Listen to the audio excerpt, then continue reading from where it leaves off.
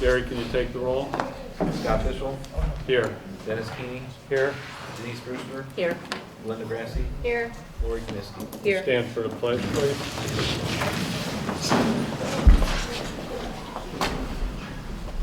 Pledge allegiance to the flag of the United States of America and to the republic for which it stands, one nation, under God, indivisible, with liberty and justice for all.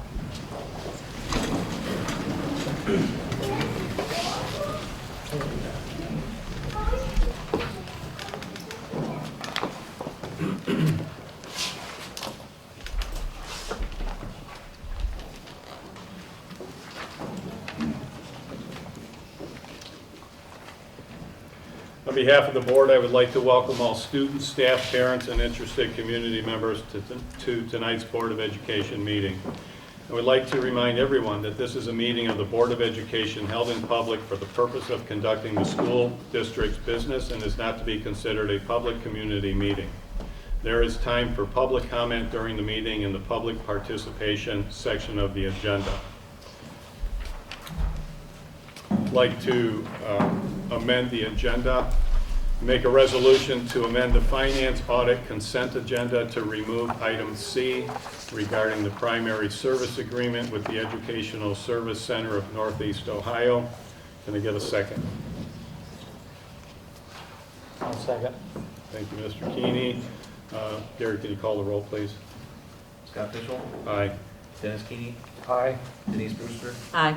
Linda Grassi. Aye. Lori Kniske. Aye. Do we have time to make other motions to amend the agenda? Sure. Great. I would like to make a resolution to remove and table item 15C, which is the consulting contract with LLB Consulting Services. I would just like to table that or postpone that for a further date, to a further date.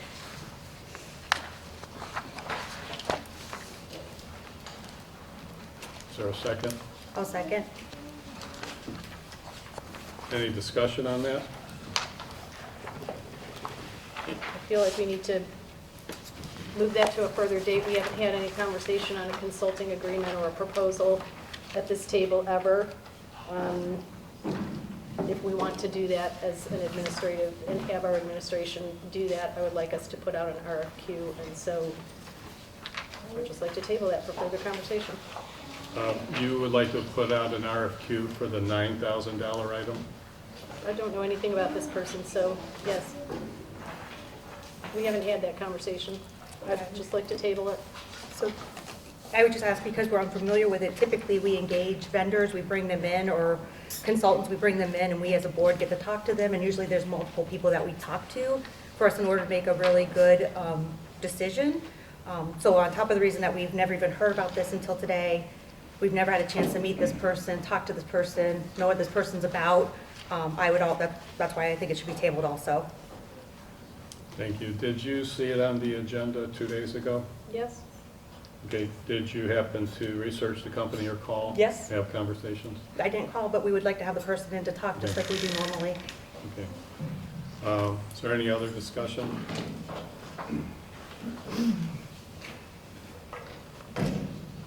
Okay, Gary, can you take the roll? Dennis Keeney. Nay. Denise Brewster. Nay. Linda Grassi. Aye. Lori Kniske. Aye. Scott Fishel. Nay. Okay, motion denied. Any other amendments to the agenda proposed?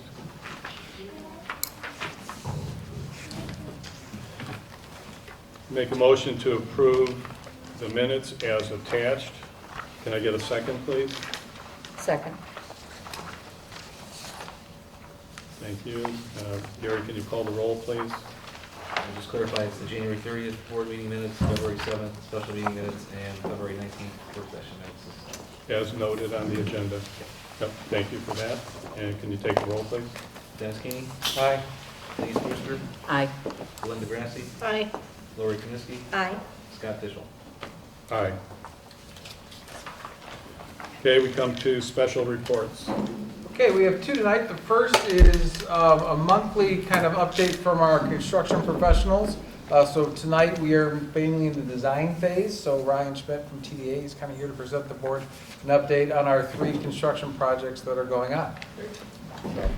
Is this best place to speak? Wherever you want. I'll try to do it from here. Yeah, that'd be awesome.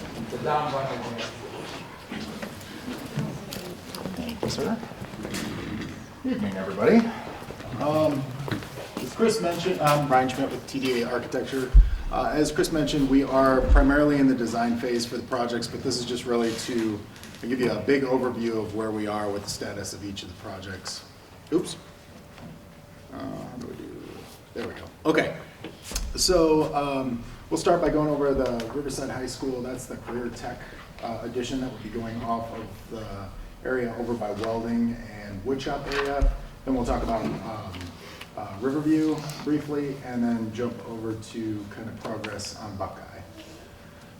So as we currently sit, this is the site plan for the construction or the career tech addition over, like as I mentioned, over by the welding area and the workshop.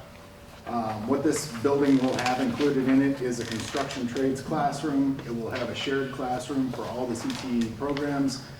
It will have an advanced manufacturing classroom, which will have some of the higher tech equipment that goes along with these types of different uses. And it will have connector hallways that get you from one section of the building to the other in an accessible manner. So presently, as everybody knows, there are steps around that section of the building. There are ramps in that section of the building. This will allow an entrance into student dining that is on grade and accessible into the rest of the building. So it'll be a really nice feature to have.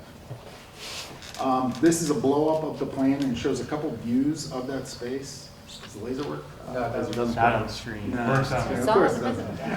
So what you're seeing in the upper right hand corner is the construction trades classroom. That's the largest of the classrooms. That's one where you're intended to be using, hand tools and power tools and things of that nature to explore the various aspects of the construction trades. That's building walls, putting together, picnic tables. It's the various pieces that go into any sort of construction project, but this gives a lab in order to be able to do those sorts of activities. A bigger space with an overhead door and all those sorts of amenities.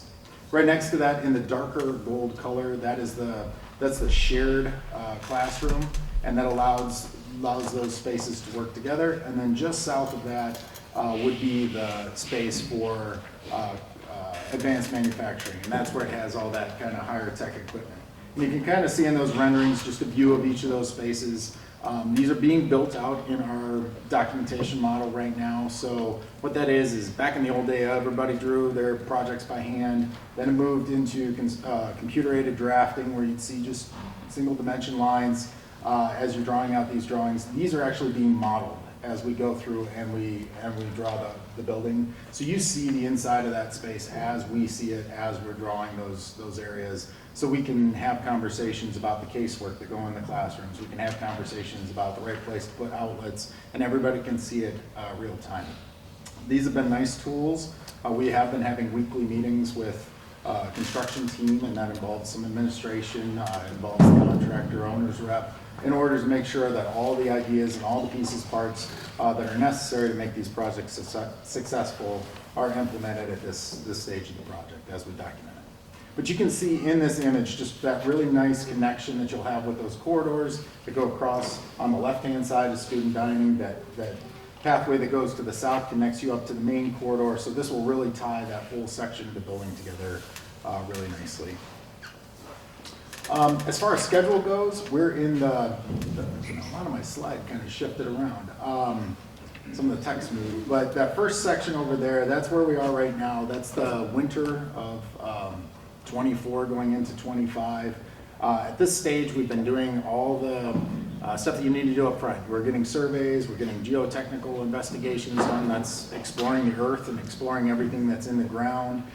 This is the stage where we walk through the building, we look at the walls that are existing, find out stuff that was added that wasn't on the original drawings, and we accommodate all those things in our plans to make sure that they're as comprehensive as possible.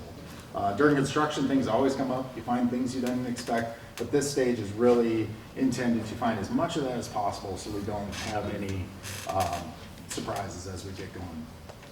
During this process for this project as well, we are in the stage where we are developing the construction documents. That's the drawings, as you were seeing there, is the drawings that go along with the bid set of documents that the contractor can build from, but it is also specifications. That's the really boring part to most people, but it's a big book that has all the information that goes into all the products. That's talking about the type of glass we use, the type of flooring we use, the bricks, the blocks, steel, everything that goes into this project is built into that specification book, so the contractors bidding it know what they're supposed to do. During this process as well, we've had meetings with Life Safety Services, all the authorities that are having jurisdiction of this area to talk through these projects, get any concerns that they may have. Everybody's been very accommodating, very helpful through this process. I was very encouraged by the outreach we got from them and really the coordination and communication we've had with them. It was very nice. We've also reached out to utility companies. That's your kind of other big question at this stage of the project, is making sure that all the utilities going to this project are what you need for that space. And utility companies take a little while. They're big organizations. They take a little while to get ramped up into the project. And so having those conversations now is the appropriate time to do that. So for the next few weeks, we are working on construction documents, and then we will be getting bid packages together, essentially documents that are at a point where Cleveland Construction, who is our construction manager at risk, are able to put together bid documents and send those out to get bids for the construction of the project. At that same time, we'll be going through the permitting process. So as you have this together, you have to get drawings together that need to be submitted to the building department, to zoning, to all those folks, fire department. So they're aware of everything that goes along with this. But as of now, we're tracking exactly where we had intended to be. And then last but not least, late spring, early summer, as bids come in, Cleveland Construction put together their recommendations for awards. So they'll receive bids from multiple subcontractors being, for example, people that do doors. They'll get bids from 3 or 4 or 5, 6 people that do doors. They'll get those bids, they'll vet those bids, they'll identify the best, most responsive, most cost-effective bids, and then make recommendations who they would recommend proceeding with for the project. So, and then you roll into construction after that. Real quick before we go on. Yes.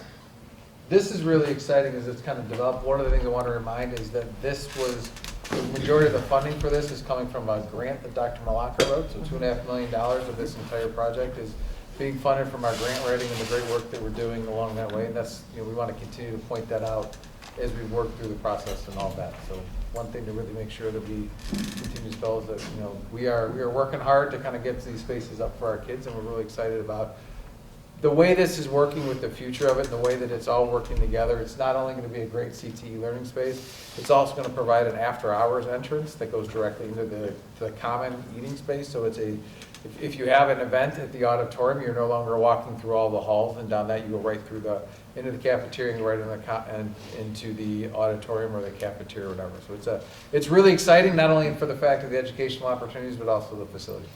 And I think that's an excellent point. I think, and that came out of some of these meetings that we were able to have, is that communication that went back and forth is, we're doing a project in this area, what are kind of some of our shortcomings? One of the shortcomings was being able to get students into student dining without having to take them through the auditorium. This was a great opportunity to kind of do two things with one action. We're able to put in that connector piece that connects the new addition to the rest of the building, but that also acts as a conveyance to get people into student dining, which that's, these kind of conversations really help kind of push that along. I wanted to ask on the one, because I could see from the rendering stuff, natural lighting, Yeah. windows. What about the third room? So all 3 rooms do have windows. Okay. The advanced manufacturing, and some of my text, I apologize, some of these don't read the way they're supposed to. Stuff kind of jumped around a little bit, but the advanced manufacturing, the one on the bottom's got 3 big windows. Okay, so those are windows, not out to a yes. hallway? Correct, Yeah, correct. okay. Big windows, and then the classroom has 2 windows to the north and Right. a window to the courtyard, and then construction trades is very similar. And kind of the concept for that, I'll jump back to this one real quick, You have obviously that big parking lot to the north where most people are kind of coming from. So we wanted windows facing that direction so people could see the activity, see the light, see the stuff that's going on inside those spaces. But as students arrive and as they go into that courtyard space, we wanted to make it more tangible. So as you're walking up, you want kids to be able to see inside there, see this, the machines that are doing all these wonderful things on the counter and get inspired by that and want to jump into that program. Because Okay. you're going to have something a lot of schools don't get the opportunity to offer to their students, and it's really fantastic. So it's going to be great. Do we have an estimate on that yet? Yeah. Anything? We Yes. do. Yeah, I just got it, I got another one, updated one, it's a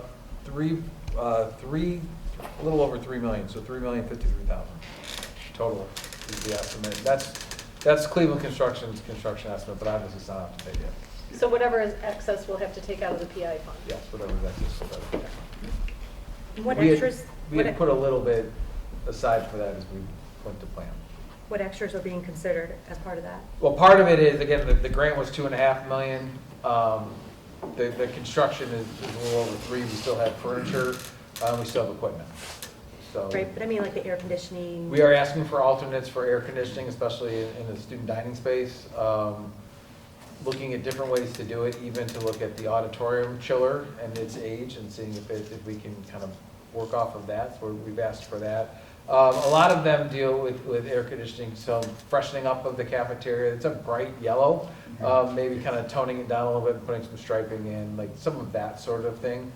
And then some air conditioning, HVAC. I think we asked for one in here because this one currently doesn't work. It's a nice day outside, so it's not that change in here. But if it's really hot outside, it's really hot in here, and if it's really cold outside, it's actually really cold in here as well. So we've asked for this one, the choir room, because we're going to have a contractor out. The choir room was scheduled by Buildings and Grounds last year to have the air conditioning done. We put that on hold once we got this grant, thinking we can get some economy of scale with that. And then we looked at, I believe, John R. as well. And but none of that is currently encumbered in the PI. None of that is encumbered right We don't have Yeah. estimates. on now. We don't have that. estimates or any Right. of that, so they would all come in as alternates as a part of a larger bid package. Yeah, and with the alternates, you're able to select which ones Yeah. you want to proceed with. So So when we get those, we'll have a meeting to discuss and kind of pick as those go through. that is one that process of coming out and seeing what's actually here. That's where that becomes very important because some of these systems they're older, and so just really getting familiar with what you have on site. And our engineers are working through all that presently. And then we'll have some larger scale documents, pictures and kind of things like that for the 75th in the Commons, so people can see how watch us grow again. Right. I'll jump to Riverview next. This really hasn't, the site plan hasn't really changed much, but we've gotten a lot of information. This is another one where we've gotten the survey over the last week. We were able to get the survey, which has your utility information for the site, that has your topographical elevations, the height of the ground, the height of all the sidewalks, all those sorts of things that are necessary for our engineers to really look holistically as to how the site's going to function.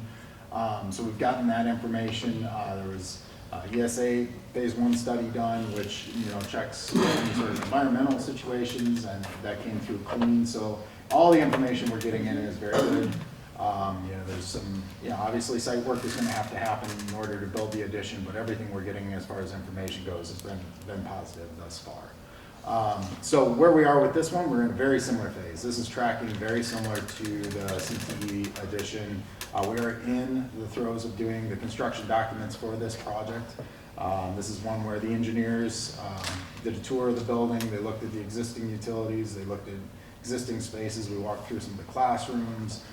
And the intent of this project is to really mimic classrooms and spaces that are over at that facility already. We're not trying to put a new stamp on it. That's a newer building. It's got its own identity. So we're matching the masonry, we're matching the windows, we're matching the interior finishes as much as we can in order to make it very cohesive and work with that building effectively. Room sizes are similar, casework is similar, furniture is similar.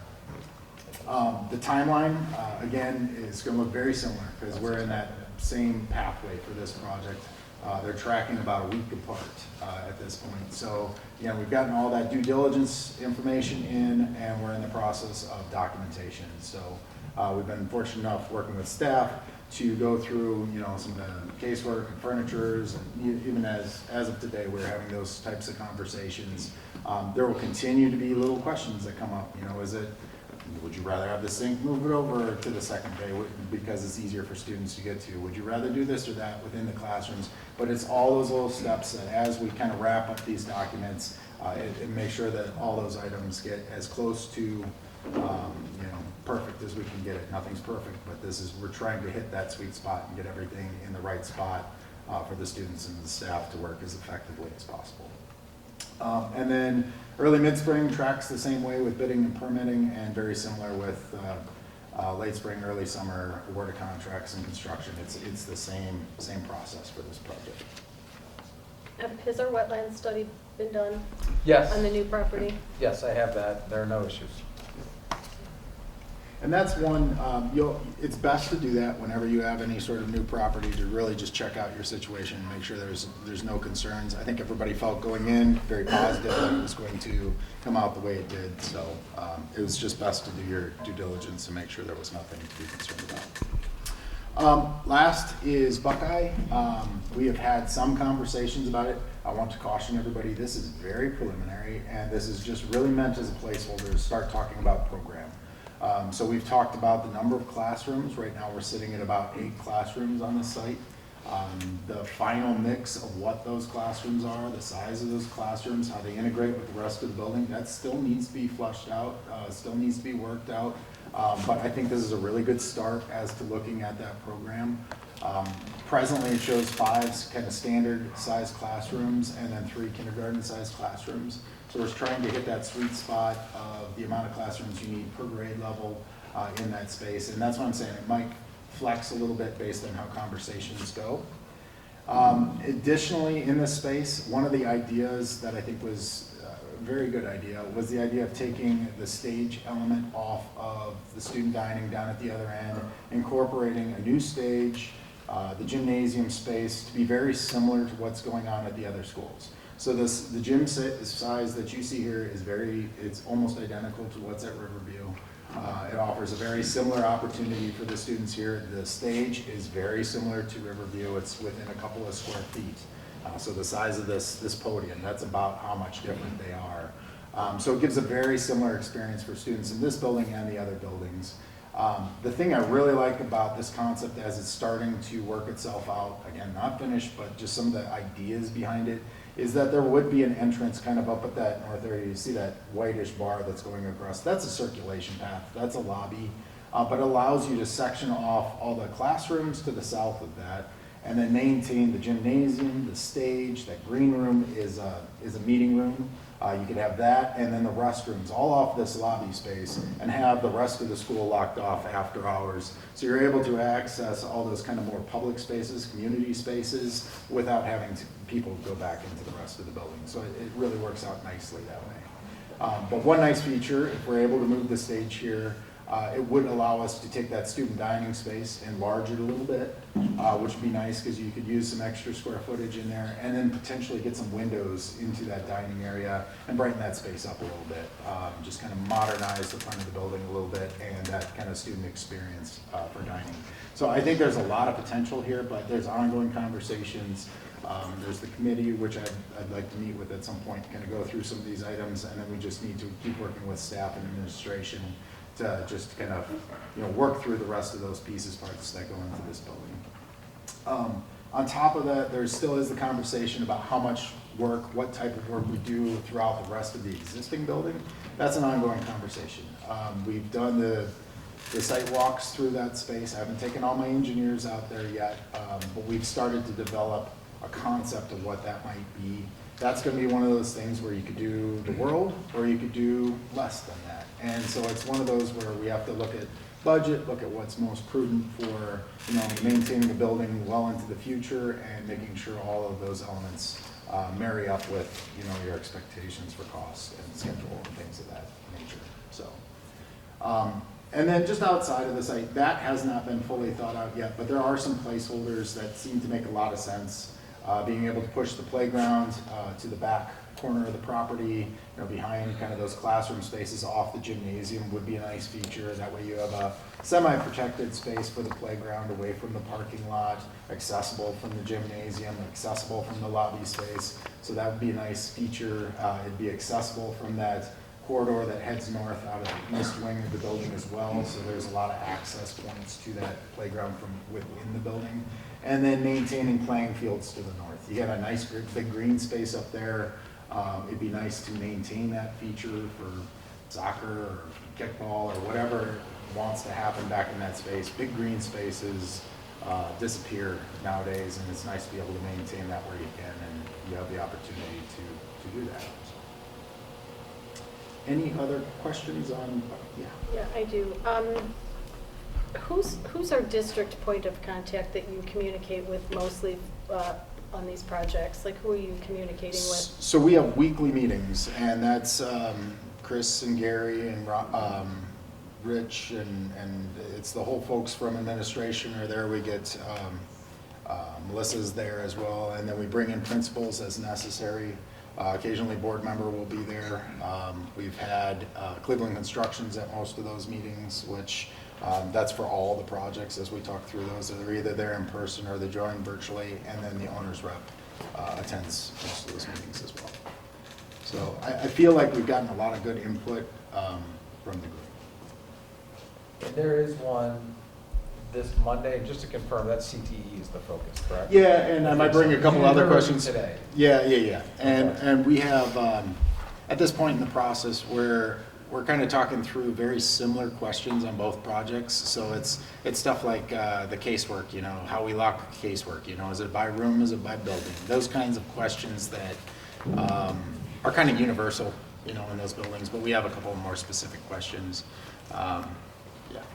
I would like to request to make sure that when you're having communications regarding what's going to go on in these buildings or design, that you're actually emailing our administrative team as well. I want to make sure that everybody's included on all of those emails all the time. Yep. I would appreciate that if you don't mind. Thank you. Yeah, and I think those Monday meetings have really helped.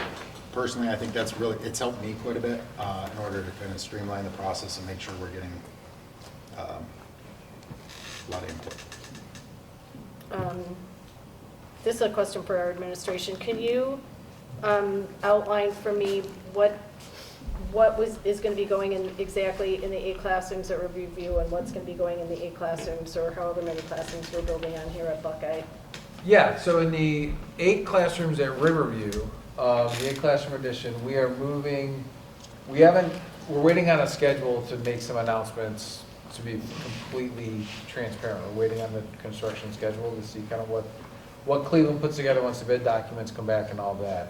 Learning from the vestibules, we got bid documents back, came back a little bit higher, we had to do some changes. So we want to make sure that we are planning on for Riverview, we are planning on a December open, is what we've kind of been told, ready for second semester. So we're going to start the year, we're going to put some of the special ed classrooms back. And then we have some extra classrooms that are going to go. We are counting on a 5th section of kindergarten due to enrollment and projected numbers based on live births. Now, who enrolls and who doesn't, we can't necessarily have, but the numbers are looking like that's going to be the case. And then we are carrying over the upstairs classrooms are going to be co-teaching classrooms. So they're connected by a door. So we're going to have 2 general ed who are currently stacked, but they're basically going to be filled with classes that are going to go in there. And then we have 3 sections, or 3 grade levels, I'm sorry, not sections, 3 grade levels on top of kindergarten who potentially could have 5 sections next year. Their building was built for 4. So we're going to take those that we currently have in like the band room, or in the music room, and the choir room, and we're moving those out into the additional classrooms. And I think that leaves us with, for next year, 2 open classrooms starting in December. When they clearly open, those will be the 2 kind of classrooms that are targeted for our pre-K students, who eventually will have some of that over at Riverview. The question at that point is, do we transport in the middle of the year, or do we open pre-K just starting with the next fall school year? That's all dependent on permitting from Ohio Department of Education, or no, permitting now is from the Ohio, what's permitting? Department of Children and Youth Services. That's it. It used to be food, but now it's Children and Youth Services. So permitting, based on that, and then transportation, timing, that sort of thing. Obviously, as we get some a stronger schedule, we will be announcing these things. We would like to do it quicker rather than later, but we're truly waiting for that. How many classrooms of pre-K? 3 or 4? We are expecting 5, But, so we're going to push 2 over there for next year, or the year after. and then what are we doing with the classrooms at Buckeye? So the classrooms at Buckeye, we have 6 classes that are currently in modular units. Those 6 classes obviously would take 6 of or some iteration of that. We are looking at having other classes specific. We are giving back the music room and the art room back to the specials teachers. We are currently having some smaller scale class. One of our grades is a little bit smaller in sections, so we typically have 3 grades per section, or 3 classes per section in the grade. We are able to potentially go to 2 in one of our grade levels next year because of numbers, but we think that's a temporary bubble, so that will go into one of the other classes. And then again, we have that swing classroom as well. If we go with 8, that can go there as well. If we go with a larger Buckeye, so if we go with 12 classrooms, we have the opportunity to put some unit classrooms over there if we need to, which is starting to look like we're starting to need some of those unit classrooms at the younger level, as well as looking at potentially shifting and making some larger changes to the district as a whole as we watch enrollment and move through. So I just want to have a question, because in our last board communication, we indicated that we're going to have, a large influx of new students from housing developments, and that we're adding all this classroom space for new students, but we're not really adding classroom space right now for new students. We're just shuffling around what we already have. That's not. We actually met as a committee today, and so when Ryan says the Buckeye is preliminary, it really is. One of the conversations we really had was kind of on that number of between 8 and 12, and what the future holds and all of that. And it's one of those where when we talk about when you add 12, when you add 4 more, does that give you room, specifically to grow or to be flexible with it, adding 4 more elementary classrooms, which traditionally as a district we haven't had that flexibility. And when we built the 2 new schools, obviously we were forced to build them smaller, and we lost some classrooms, and that would get us back to some of those elementary classrooms that we've lost throughout the district. So adding those 12 might come with some pain points of, I'd like to say it's a 4-letter word in the school system, but to talk about redistricting, but to be prudent, that might be something we would have to look at truly and investigate. Once we get a finalized plan, looking at where we are, and then looking at, again, enrollment, and where we are kind of consistently at all of our buildings, because what we're seeing is kind of a little bit smaller in one side of town and a little bit more higher enrollment on the other. So it's to be prudent. We had those conversations. I think they were very fruitful. I don't know, Mrs. Bruce, you can speak to them a little bit more if you want to. Yeah.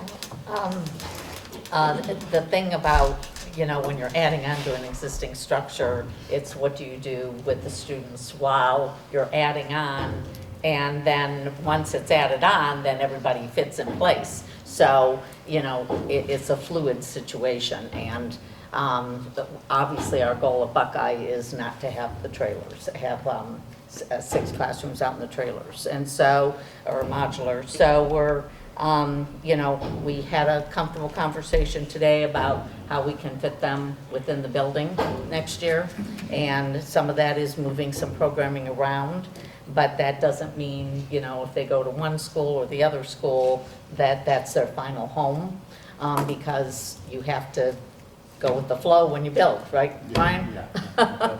So it's almost like you have, your transition plan, and then you have your permanent plan. But how permanent is it?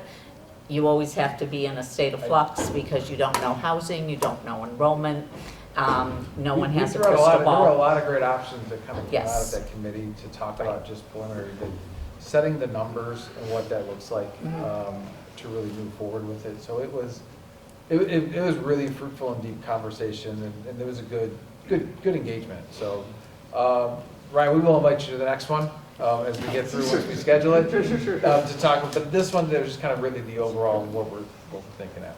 No, I appreciate you guys put in the effort to talk through the thing, talk through the program and really get a solid idea of what you're gonna need, because that's the biggest thing. And that, where I can help, as we get into the more specifics of the spaces, it's making sure that as we, define these rooms, that we make them multifunctional and adaptable. Because, that's the biggest thing is we know what education looks like now. We think we know what it's going to look like in 10, 15, 20 years. Things change so rapidly anymore. And being flexible within your space and providing yourself opportunity to adjust in the future, that's really what we want to do, make a building viable for 50 to 100 years instead of 20.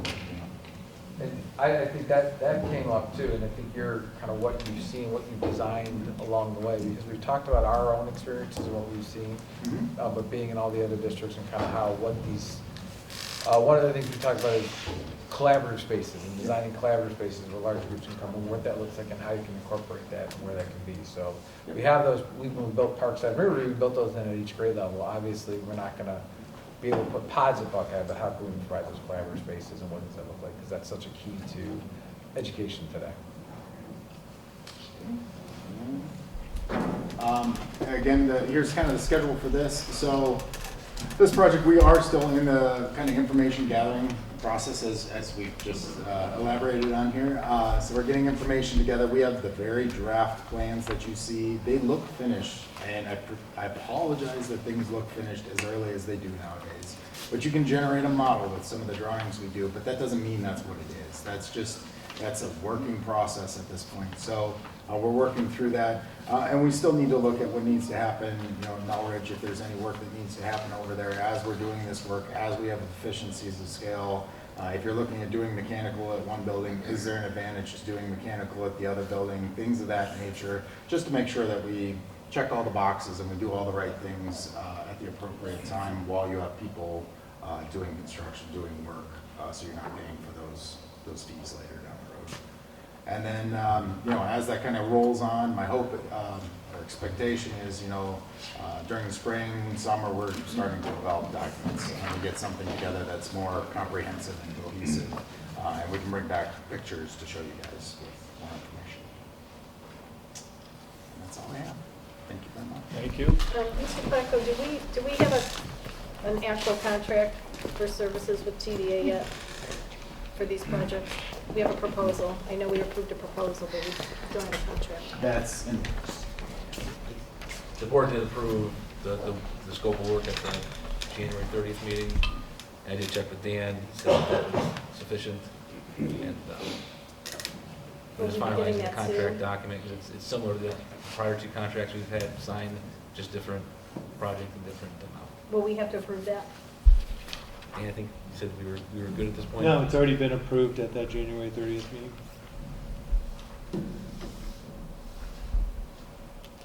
Any other questions for me? I appreciate everybody's time. Thank you so much. Thanks for coming. Thank you. More special reports. More special reports. Next up, Dr. Bassett is here with some great LaMuth students to share the great things going on at LaMuth in the next 5 minutes. Down is forward. Yes, down is forward. Okay, we were joking a little bit before that the presentation was going to be an hour and a half, but I got it down to an hour. I'm joking. It'll only be 50 minutes. So anyway, very excited to be here today. If you guys don't know me, I'm Dr. Bassett, principal of LaMuth Middle School. I was at the high school before, but really happy to be at the middle school. Joined alongside Mrs. Hardy today, assistant principal. We have a couple teachers here today, Ms. Rudy and Mr. Potts, and we have some students here, which you're going to hear from in just a few minutes. So I will try to be brief so you can hear from them, because we're really excited to hear what they have to say. So what we're going to start with is just a quick overview of some of the things that have been going on at LaMuth.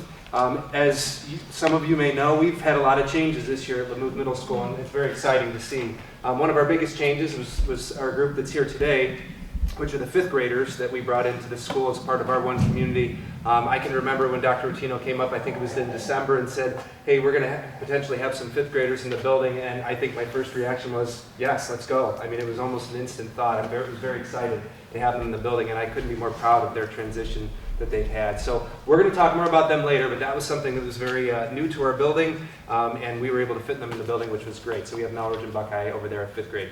We've also had a lot of building and safety upgrades, which have been very exciting as well. If any of you have been to the building recently, I had someone come the other day and they're like, oh my gosh, this looks totally different. The front face of the building has been completely redone. We have a new vestibule as you walk in, similar to what you would find at some of the other buildings now. Has really improved the safety and security of the building. Also our lobby doors, where we have all of our bus riders come in, and they come in for like basketball games and things like that. It's a high traffic area. It's all been replaced, and most of our entrances and exits have also been redone as well, which is fantastic. Also, our gym was something that was redone. We had a lot of outside spaces that were redone, mainly for the recess, which we'll talk about in just a little bit. And so those are some really nice things that we've done to the building. Also, we looked at the schedule, and we started thinking about how we wanted to change the schedule. We really have two schedules that are overlapping at the school. We have a 5th grade schedule that's sort of running concurrently with our 6th and 7th grade schedule. So it's kind of neat. We have two things going on at the same time, and it does work really well. So our 5th graders have a very comparable schedule to those around the district, whereas our 6th and 7th graders have a modular-based schedule, which if you think about like building blocks, we stack them on top of each other, and we can create different sizes or lengths of classes. So what we were able to do was to really double down on our tested subject areas, which are our math and ELA in our building for the 6th and 7th grade, and create 65 minutes for those classes.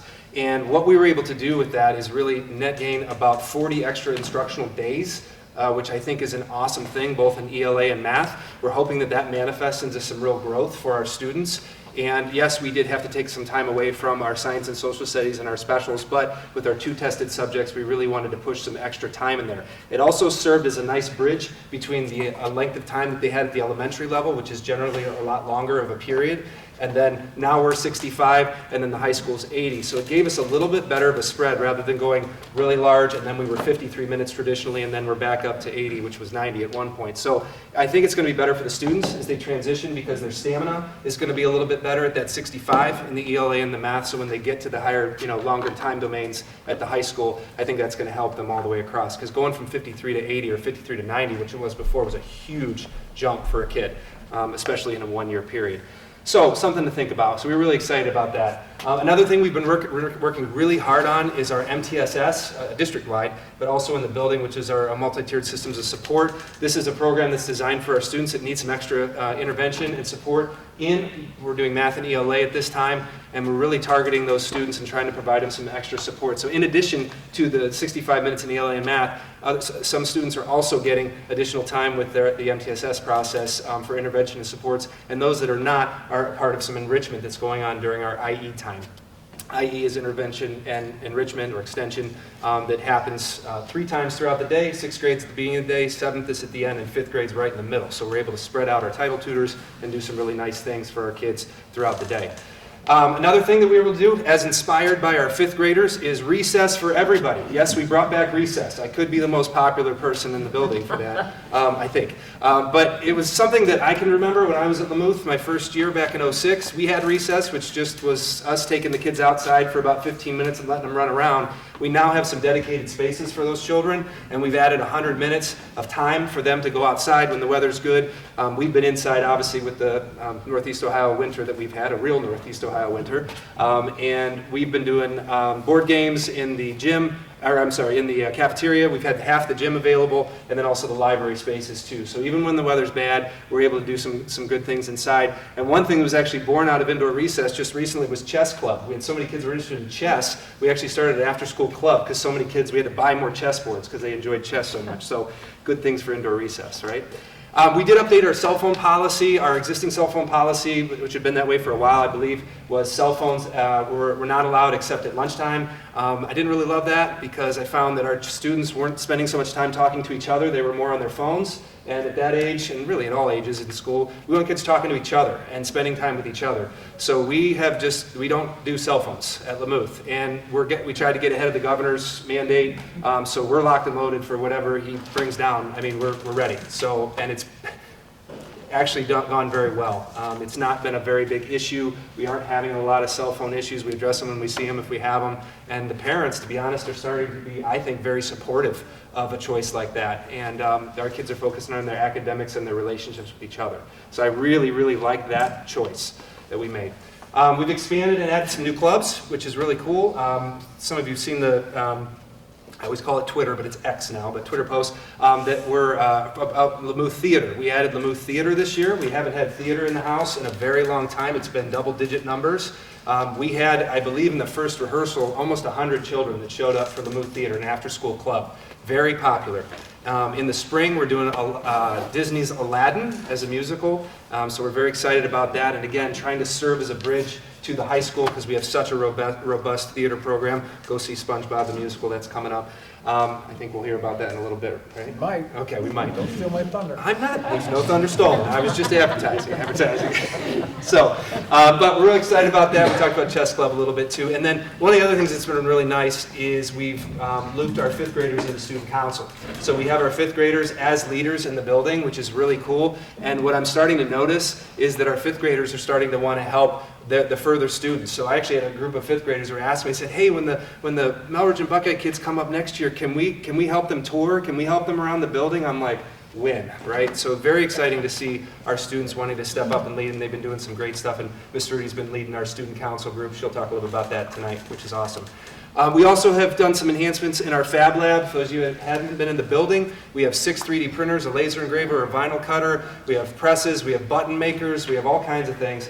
It's a really nice place for students to build and to create things, and it's all student designed. So it's really exciting to see students making things in those spaces, and our parent organization has been very helpful with supporting that as well. Okay, just a quick flyover of 5th grade, and then we're going to hear from our students and staff. A couple things I'd like to talk about with the 5th grade are the classroom spaces and location, what that look like. Just talk a little about the furniture in the room, what that looks like, the schedule, specials, recess, and then just a little bit about some of the different events that they've been a part of. So we'll look at a few of those things.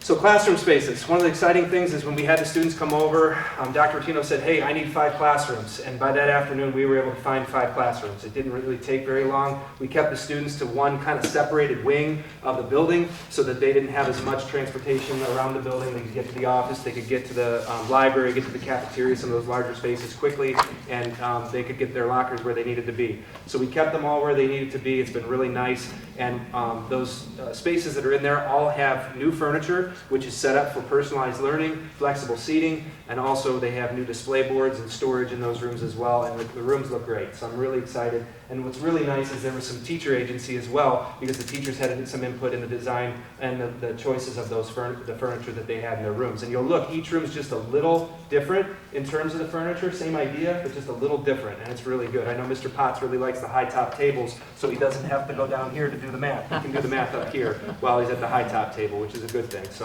that's what he chose for his room. I would have chose the same thing, being tall. So those are some things about our classroom spaces and our location. The 5th grade schedule, I talked about this a little bit earlier, very in line with the rest of the 5th graders. That's something we wanted to make sure that they had a comparable experience as far as the schedule goes and their core subject and so on. We have recess and IE time and specials on a 5-day rotation, so it's exciting. But again, some of the things you'll hear tonight, we've got a very nice large double gym. We've got some really cool spaces around the building that I think are unique, and I really like that for our students at LaMuth.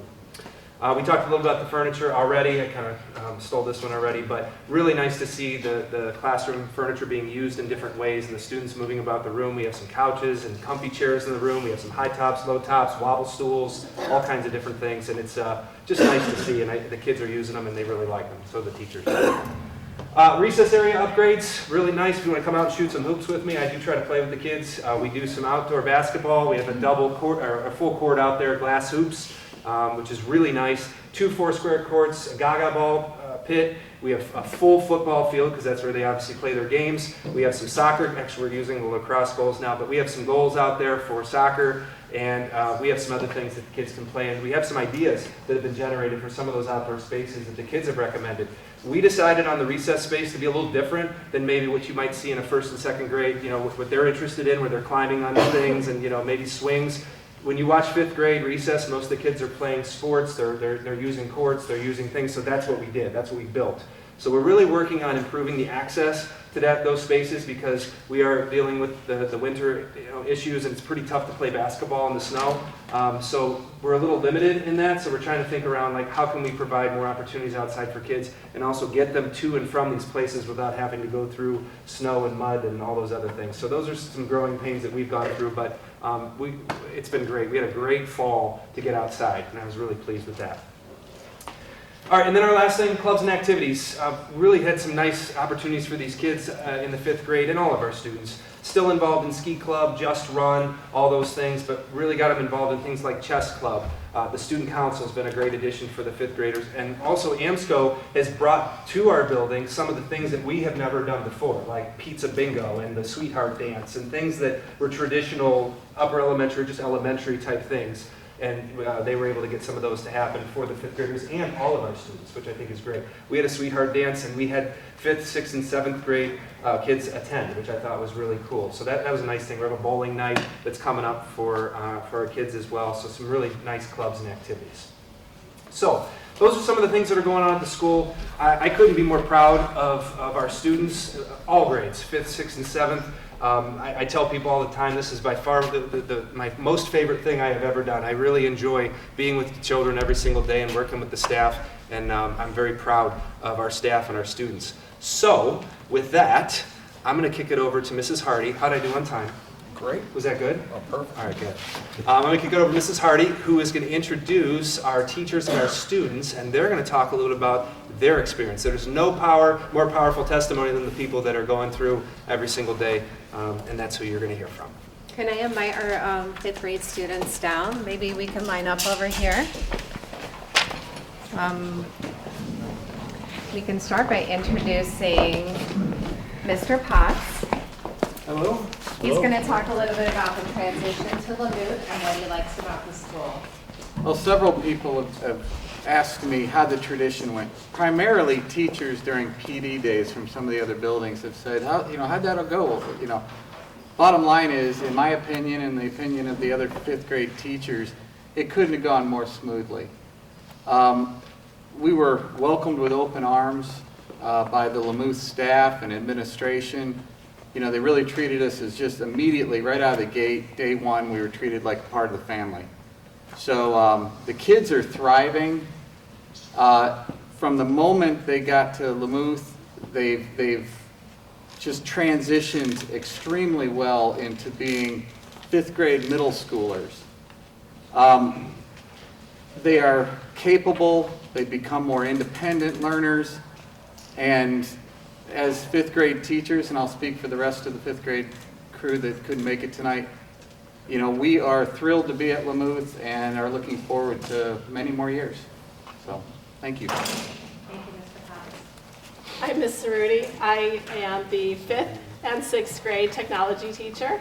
I am also the student council person. So I have enjoyed very much having the 5th graders as part of student council this year. They have dove in head first and have been amazing helpers with the 5th grade. Things that we needed them to do, running around the school, collecting beaver cards or whatever I've asked them to do. They are participating in absolutely everything here at LaMuth. So love having them with us. And the transition for me, bringing in the 5th grade teachers and students, have been wonderful. I've had 5th grade at my building before when it was a necessity, and we never saw them. They were in their own little corner, and we never ever saw them, and we were like, there's people here? Okay. This year, they're integrated, and it's lovely to have those teachers and students being able to come to my class and be a part of the whole school. Each student is going to introduce themselves, tell us what elementary building you came from, and let's start with what was your transition like from your elementary building to LaMuth? Let's start here. Sure. Yeah.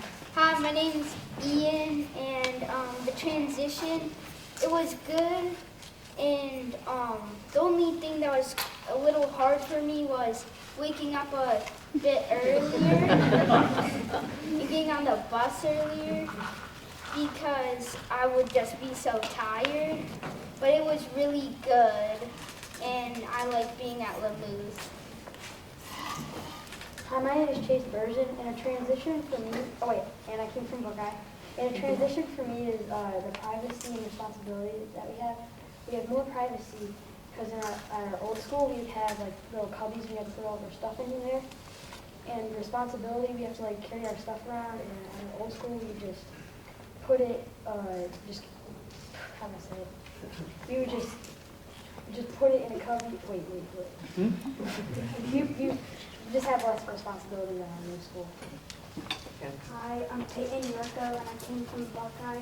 And the transition was good, and I like being able to make friends with other students before all the bigger schools come in. And the food at LaMuth is a lot better than so the transition was good, and I love LaMuth. My name is Samuel, and I'm from Melridge. I like the transition because we have more capabilities to do more stuff. We have more open things that we can join, like clubs and activities. Student council is also a big thing that I really like. We had something like it at our elementary school, and it was pretty fun. But now that we are moving it into our activities, it's almost better. Okay. Hi, I'm Barrett Charter. I came from Buckeye, and the transition for me was pretty great, and I like how we get to like make new friends. We get traditions here, and we get to make friends with the Melridge kids. Yeah. Good job. My name is Mavis Chukuma, and the transition here was really scary, but when I was transitioning here, it was scary for me, but I learned to like change, like adapt to the transition. So I was nervous at first, but I wasn't nervous anymore. And the activities here are really great, and it's giving us like opportunities to do different things, and it can just like, it also helps us be more responsible and like make us feel like we are we're our own leaders, and like we can take care of ourselves. Hello, my name is Grayson Hurlbut, and the transition for me at first, I was really nervous because I've heard stories about bullies, and then I was walking into the bullies den, but I was completely wrong because when I got there, everyone was kind and like comforting and welcoming, and like they made me feel like good about being there and made me feel like I belong. That's great to hear. We have great students at LaMuth, don't we? So how about one last question? You tell us what you like about LaMuth. What are your favorite things? My favorite thing about LaMuth is a bigger gym, because last year we would have to go to lunch in the gym, then right after have a couple classes, then go gym in the lunchroom, and sometimes we would be stepping on food. So I like how there's a gym and a cafeteria, and the food is better because every day there's chicken sandwiches. The thing I like about LaMuth is the opportunities that we have to get involved in stuff like chess club, theater, and like student council. And Cynthia, you said. I like not having to walk in straight lines and being with the same 20 kids all day and being able to change up. And I like being there for 3 years over 2 years because it's a nice school and it's really big. And I like being able to participate in student council.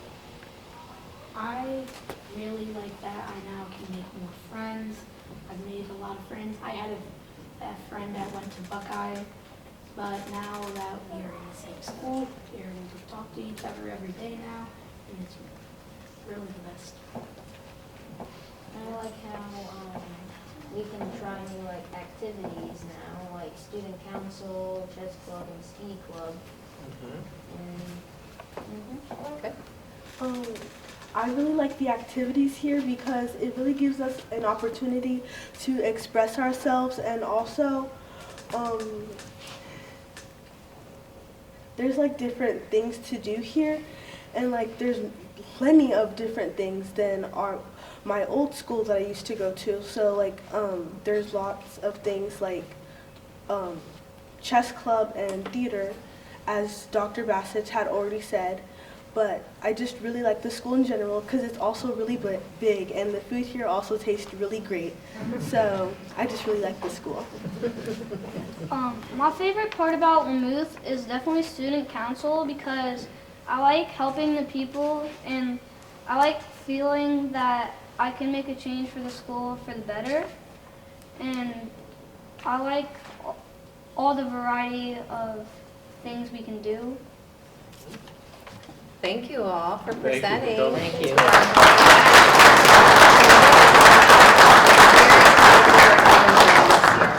Wait, now you guys have, wait, staff, Staff. we gotta do a group photo. Want a group? So Mrs. Gifford. You want me in there? Yeah, you're, actually, can you go in the hallway? This, over here. This way. Come over here. In front of me? Are we going in front or in line? I'll stand in the back, I'm tall. Mr. Potts. Sure. All right, guys, ready? There we go.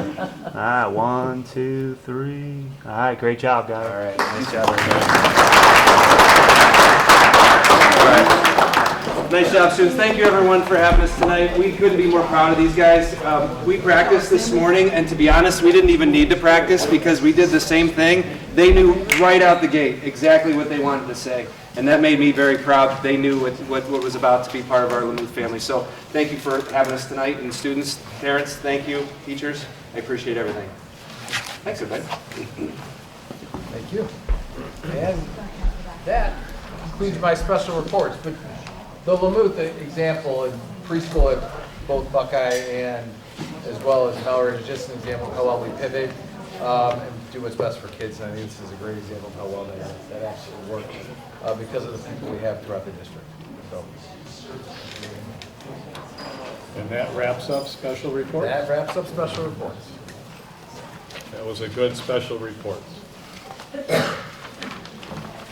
Okay, next we have discussion of old business. Ms. Krasinski? Yeah, so I just wanted to talk about communications again, and I just want to clarify. Oh, I'm sorry. I have some notes just to make sure I keep on track, but I want to reiterate my prior comments that I am not opposed again to boards sending out communications, but as board members, again, we have a responsibility to ensure that all communications to the community are transparent, collaborative, and truthful. Since the board is not willing to kind of discuss a process around that, that the entire board is comfortable with, I'd like to discuss the February 21st communication, which contains some inaccurate information. And this was also discussed at the previous board meeting. So I just want to real quick read the communication and what I'm talking about.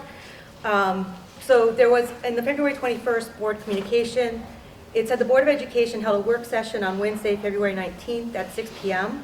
The board, in a desire to become compliant with Policy 7100, renamed the 5-year facilities plan to the Capital Improvement Plan.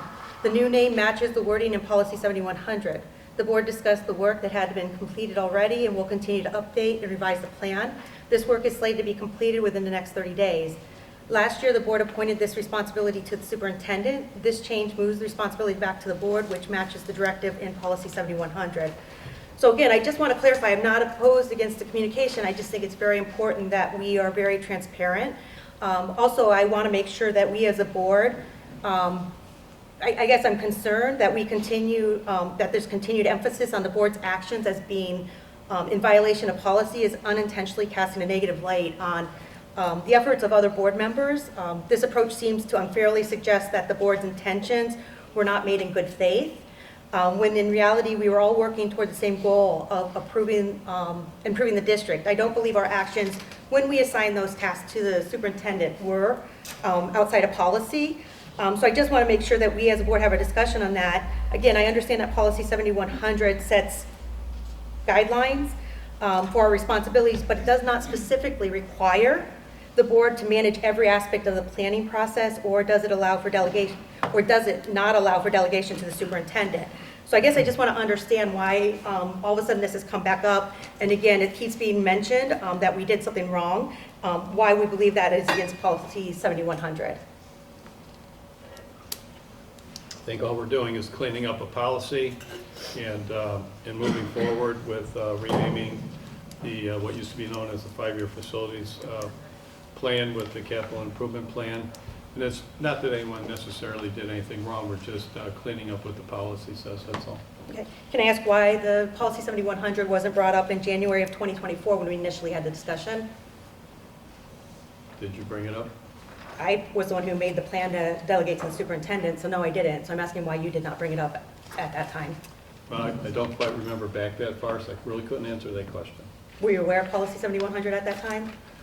What I would say, Ms. Krasinski, is I appreciate you questioning me, but at that time, I didn't see a reason to bring it up, okay?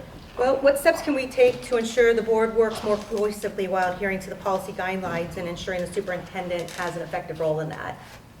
Well, if you'd like to have a work session to discuss these items, we can do that.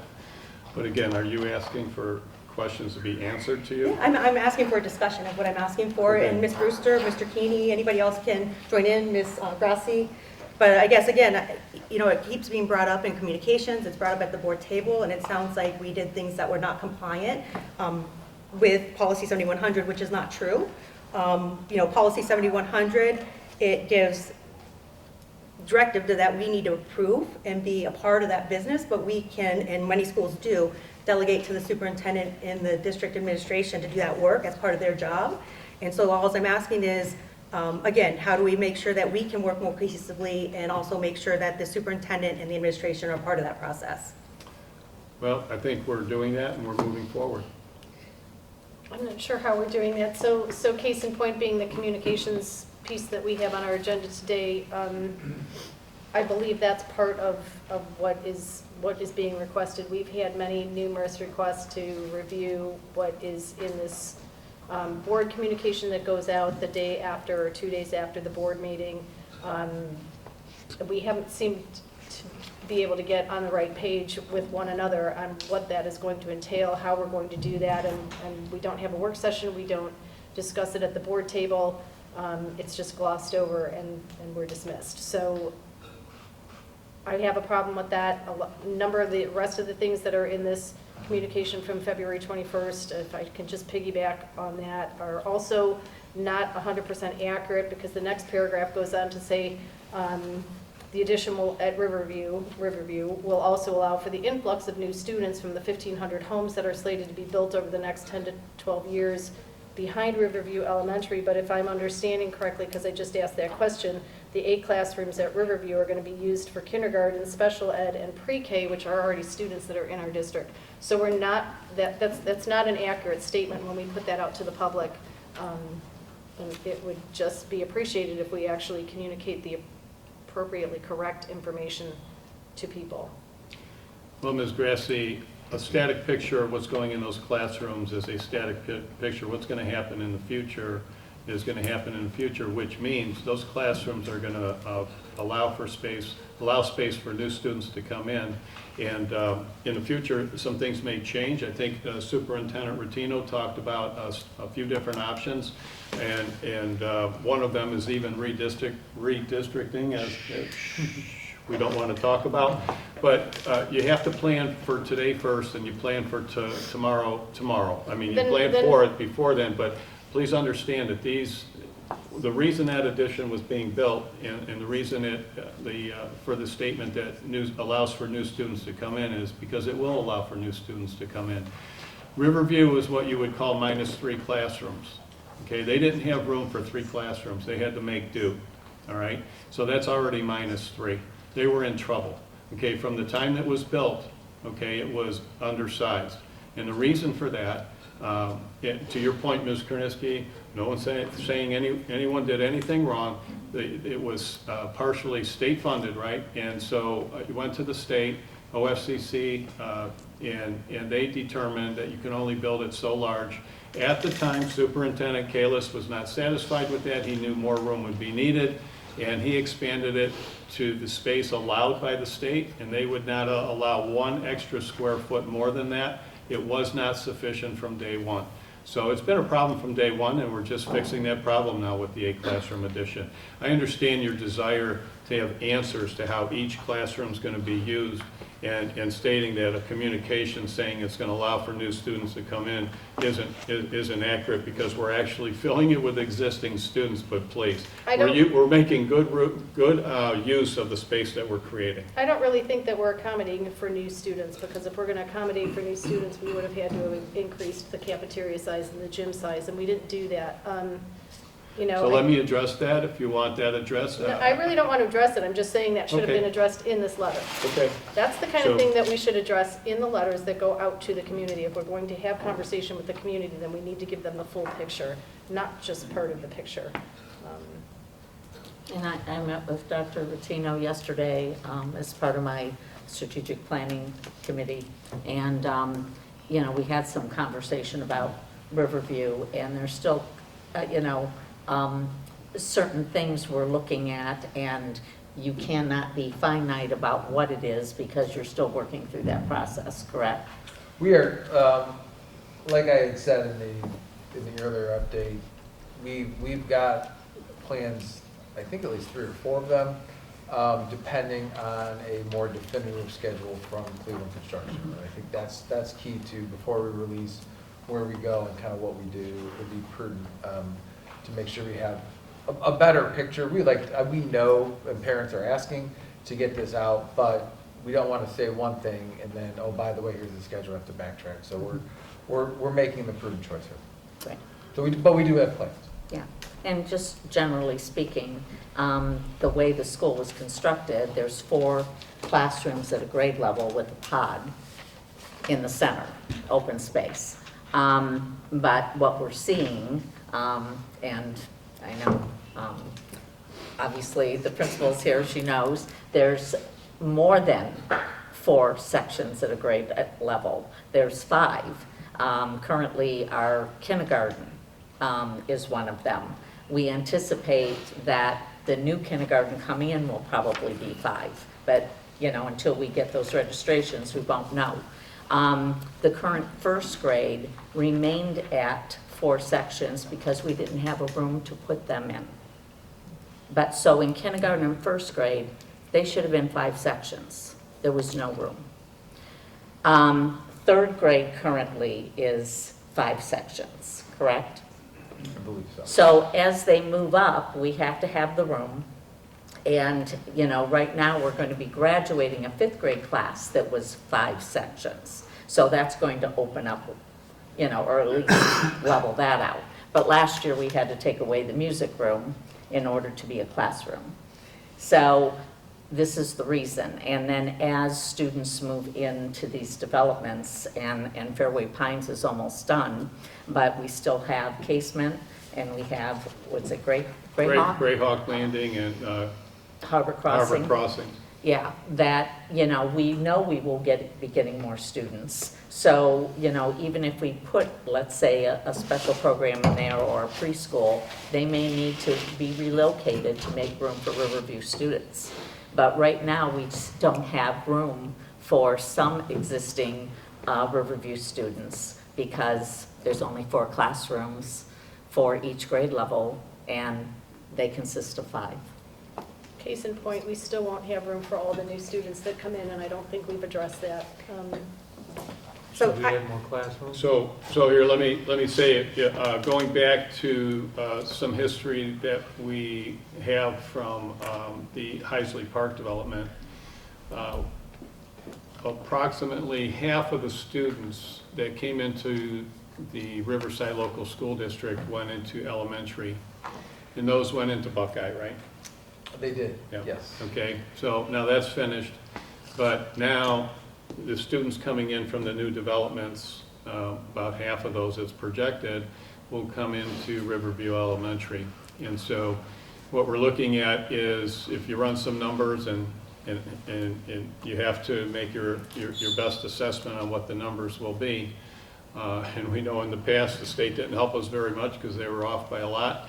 But that being said, you have to run some numbers, and in running those numbers, it looks like we're going to have the equivalent equivalent of about enough students coming into Riverview each year to make about one classroom. Now, that doesn't mean they're all coming into one grade, of course, and as they come in, you see which grades they're in, and you make the adjustments that you need to make, but approximately one classroom a year.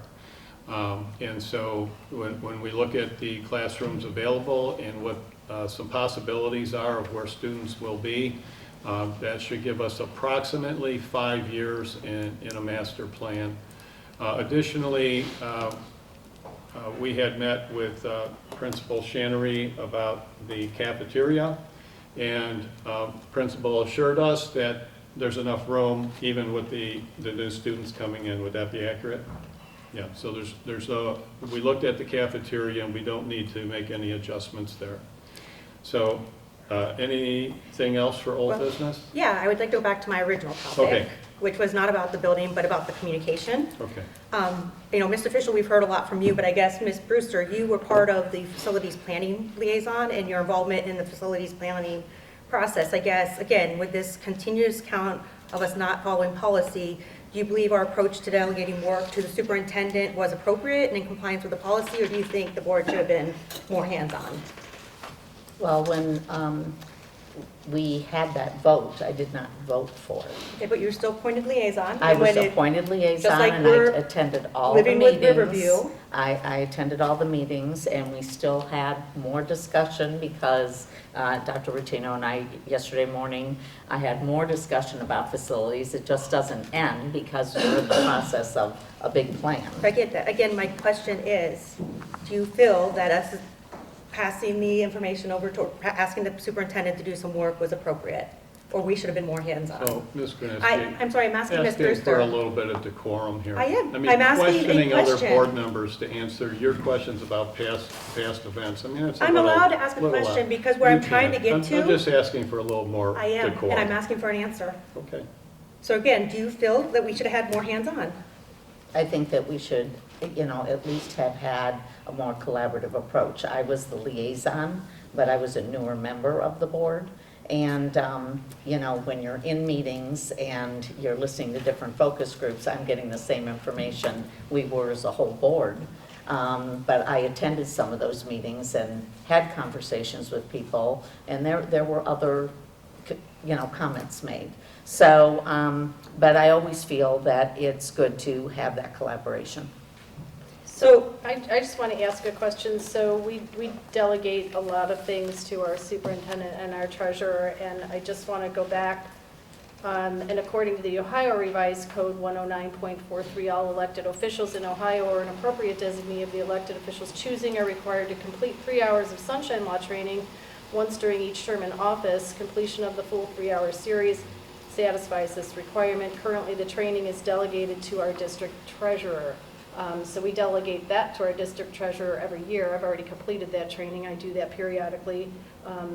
Is that something we do not want to delegate anymore? We can each take that training as provided by the Ohio Auditor of State. Those are the types of things that we also delegate to our superintendent and treasurer, things like that. Just, Okay, is there anything else? I'm asking a question. Should we not delegate that to our treasurer? And Should you're we- asking that to whom? The board. Ms. Krasinski, do you have an answer? I think we are in the process of taking and not delegating things to our administration like we have the ability to do. Then we probably all should be taking that Sunshine Law training. Ms. Brewster, do you have an opinion?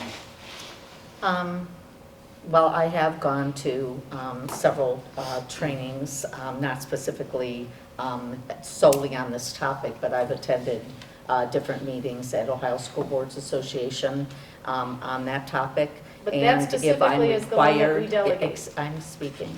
If I'm required to take a training, typically we hear from administration that is something, or from the board president, that we're required to take a training, and I'd be happy to do that. It is a requirement. It's in Ohio Revised Code, and also it's in our, And I think this came up before, and we had a certain time period to complete it. you have to take it once every 4 years. Every 3 years. So, I'm not, basically I've been on the board for a year, I think Mr. I mean, Keeney's we been on delegated less. to our treasurer. So we're still compliant, we can still take it, which Yeah. I'll put Yeah. it on my agenda. And so I have no comment on that. Mr. Keeney, do you have an opinion or a comment? I was only aware of that particular class in the new policy manual, and I didn't understand it, so that is one of the reasons why I was not in favor of accepting that policy manual as is, because I just wanted more information about that, and that wasn't, discussed in the board, at the board table in any way, so I really don't know very much about that at all. I guess I'm just making a point of saying that we delegate certain things to our superintendent and our treasurer and our administrators, and you can't pick and choose, I guess. I just don't understand about the 3-hour requirement. That's a lot of time. Well, it's a state requirement, so Yeah, typically our treasurer is allowed to step in and handle that, Yeah, so it's a move. Every January in the So, organizational yeah. meeting, there's a standing authorization that designates me as the designee for the training, so I take that every 2 years, basically. There's always new, new terms every 2 years based on how school boards are staggered. I can send the board information on upcoming trainings, because they only do them once a month, and, we're already compliant right now. I did it earlier this year at the start of Mrs. Brewster's and Mrs. Krasinski's term, and then when Mr. Keeney was appointed, I went and did it again just to make sure we're compliant. But I can send you guys some information on where those trainings are, and that way you can send those. Yeah. Sounds good. Thank you. Anything else? Okay, so in old business, we had a meeting at Painesville Township Town Hall the other day, and it was about the building project we have at Riverview. And Ryan from TDA was there, he led it. We had the township administrator was there. We had township trustee Gabe Cicconetti was there. We had the township zoning director was there. The fire chief was there. Chief Deputy Izzo was there from the Sheriff's Department. We had CCI had 2 representatives there, and Superintendent Rotino and Treasurer Platko were there, and I was there. And that's right. Sorry about that, Mr. Arlesic. We even talked before the meeting. Okay, and so anyway, what we did is went over. First, I'd like to say the township was very appreciative that the board had reached out to them and was talking with them about the project, and they were very helpful. So I can say that, and they appreciated that improvement of communication from past practices. And so, do you have anything to add? That meeting just went kind of smoothly, like a presentation and a couple questions and. A couple things we're looking into, Yeah. takeaways, especially from CTE about potential safety upgrades of campus, Yeah. which I thought were great ideas, and if Yeah. we can work them in, I think it'll be great. I know we did some requested some flow data, flow testing, something with this, to see if we can, the plan is to sprinkle the new CTE edition and how much we can kind of bring into that, so. Yeah. I thought it was good. Well, so that's that. Okay, so new business. Ms. Krasinski, did you have something for new business? Yeah, so I want to talk about scheduling special meetings. So there was a special meeting, and again, I understand that scheduling meetings can be very challenging with all of us because we do have busy schedules, but as prior board president, I always made it a priority to reach out to all board members to try to make sure that we could find a time where everyone could participate. I believe that as an elected representative of the district, each of us is, that we should have a voice in the decision-making process. So I just need to understand the February 7th, 2025 special board meeting that was scheduled for 8 a.m. Can you help me understand what steps were taken to confirm a quorum would be there without reaching out to all members directly? That was delegated to our treasurer, right, to reach out and ask if everyone could meet it, and so. Mr. Platko, was that designated? I didn't realize that was. No, I heard from Dr. I did not reach Rotino. out for that one. Oh, so I thought that you had sent out the notice. He sent We the sent out a notice. meeting notice. I called everybody to say this was the time. And that Okay, was- so you're the one that actually reached out. I reached out after it was scheduled. Okay, I'm sorry. So it was our superintendent that reached out. But that's not my And- question. And so, to your question was about a quorum? Yeah, what steps Okay. were taken to confirm a quorum would be So- available for that So meeting? then, there was communication to me that we would have enough members for a quorum. Dr. Tino, I think in my conversation with you, you thought that Mr. Fischel was reaching out to all of us? We had talked about, so our conversation with you, first I asked if you were going to do, what we typically would do is to send a text in the past. And so Right. we do that. You mentioned, maybe I didn't get one, so I called to say, hey, I'll just reach out to make sure you. Yeah, so I said since I wouldn't be doing that, I had asked our superintendent to do that, so. Okay, that's fine. So that's all that was. So I ask moving forward that we request that all board members be contacted, and we try to find a time that's available for all board members to attend. Again, we're all elected officials on this board, whether we agree or disagree, and I think that all of our voices should be available at the meeting. And I, as board president, made sure I did not try to ever exclude anybody from those special meetings, and I think that we should get the same respect in that. I think we did that. We contacted everyone, and I think Ms. Grassi said she couldn't make it. Yeah, I was told that after the meeting was already scheduled. Yes. I was asked if I could attend a meeting after the meeting was scheduled, so. The meeting was scheduled, and the Correct. reason for that was it was a very important. Well, so I was not asked before the meeting. That's correct.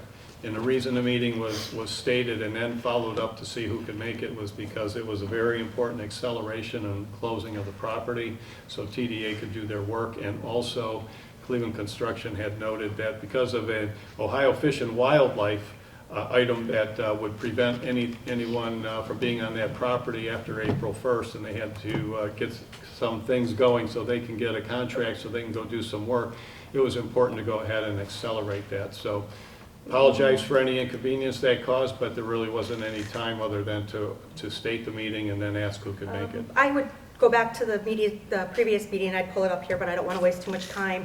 According to everything that everybody gave input to us on about that meeting, everybody said there was no, it wasn't going to make a big difference doing it Friday versus Monday versus Tuesday. So I kind of disagree with that. And again, I would ask that moving forward, that again, all board members be contacted, confirm availability before the meetings are put on the calendar. Yeah, in your statement about everyone said that isn't true. So. Okay. So thank you for that. Ms. Grassi? Yes, I had a question on what is the status of our athletic conference So, next year? Next year, there's no change.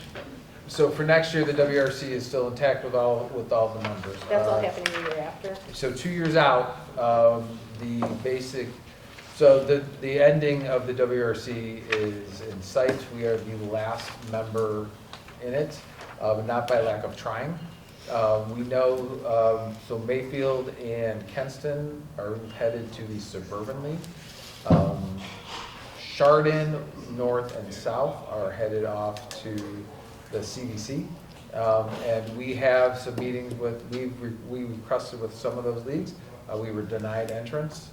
So we have requested a meeting, a formal meeting with another athletic league to kind of finalize that. I don't want to give too much now because it's still in preliminary, but we are strongly working on trying to join a league in 2 years to see what that is and kind of to move forward. And that's really What is the reason why they're saying no?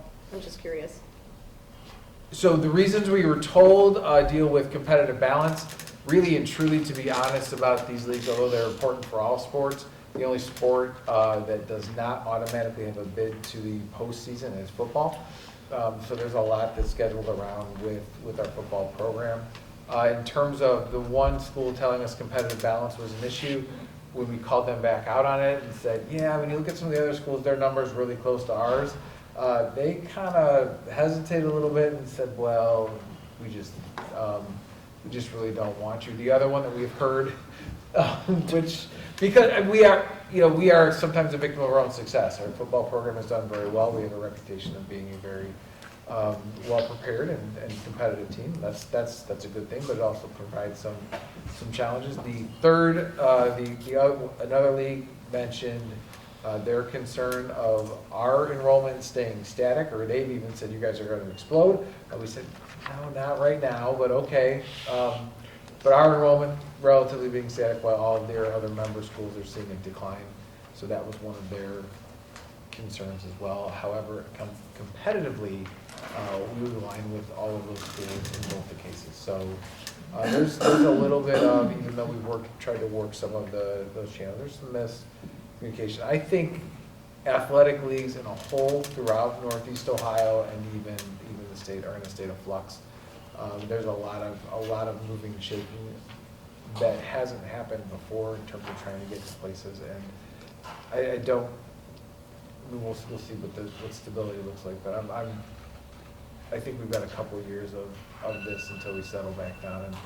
And one of the things I've done is reached out even to Ohio High School Athletic Association to ask them about really and truly coming up with a new way to look at football, so that, like all other schools, like all other seasons, that all schools can somehow make the postseason, even if we shorten the season by a week and make week 10 that postseason game. If right now, the way that it's set up, if you make the state finals in high school football, you're playing 16 games. That's a lot. So I think that's it's been one of those things that we've tried to have some conversation with too, along with moving the needle on system. Because if that happens, I think we go back to the original reason why these leagues were formed, and that's just for geographic, competitiveness. And we are so. Okay. You did indicate that we would still have some non-conference We games will. with the same So, local it's- talent. Teams. That's ironic. All of our non-conference games are staying the same. They're playing most of the same local games. Again, with football, is the one that's changed. We used to play Perry every year. We used to play Painesville Harvey every year. Both of those have requested that we stop that series from their standpoint. And Perry was recent. I mean. And I think it's kind of a mix, but we haven't had a chance to schedule them. So our non-conference games sometimes are having us travel a little bit farther. We've had to travel to Youngstown and all that. When we start, our original league had Madison in it, which is a local Lake County school. Geneva, which is in Ashtabula, a larger school in Ashtabula. Obviously Mayfield, Kenston, who are leaving Chardon, which is right down the road. We will still play Chardon in every sport, I'm sure. We will still play Mentor in every sport. We like to play those neighborhood schools because our students grew up with those kids. They know those kids, especially the way sports are with travel sports and everybody. They've known those kids. It's a good, healthy rivalry, and all those games are really fun to be at. So it's unfortunate that deals with the politics sometimes of athletic leagues, but it's one that I think we're handling as best we can. I know Mr. Bors is really working hard to make sure that we're in the right spot, and hopefully we shine well at the presentation to move forward. Okay, thank you for that. And Buildings and Grounds Operations Committee, Superintendent's Business Advisory Liaison. Superintendent informed me we wouldn't have a meeting. What was that, school was out? Well, ice? Ice. We had an ice storm, so we had to cancel the meeting, unfortunately. So he said that unfortunately we wouldn't be able to meet, and although we met personally. Yeah, So, none of the students were upset by the. No students were upset by that Yeah. decision. So we met personally and discussed a few items, and we'll have another meeting next month. That was not related to business advisory, though. Well, okay, to formally say that. Yes. Okay. All right, so Buildings and Grounds, we had our meeting, and the semi-annual kitchen hood fire suppression testing took place in all district kitchens, all passed, no issues.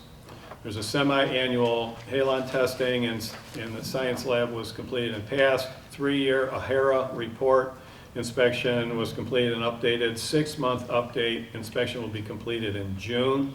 This will take place every 6 months up to the 3-year full renewal. This is for asbestos compliancy reporting. Bathroom stalls for the remaining 6 bathrooms between high school and John R. will be installed over the spring break. Field measurements were completed last week. The high school elevator went down for several days. A power switch went bad. A new power panel is needed. and it was replaced and done by maintenance. Elevator was serviced by Maximum Elevator to assure proper working condition. Maximum did state parts for our unit are becoming obsolete, and in some cases they are obsolete. The conclusion by our maintenance director, Mr. Arlesic, is that we have a dinosaur of an elevator, and so we're on borrowed time. The approximate cost when the time comes is expected to be approximately $100,000 to $125,000 to replace. And so thank you for you and your team and doing the work thus far. Yearly inspections for basketball hoops and bleachers started the week of February 17th. Field house bleachers are complete. Several issues with motors were detected. Forthcoming proposal is on its way.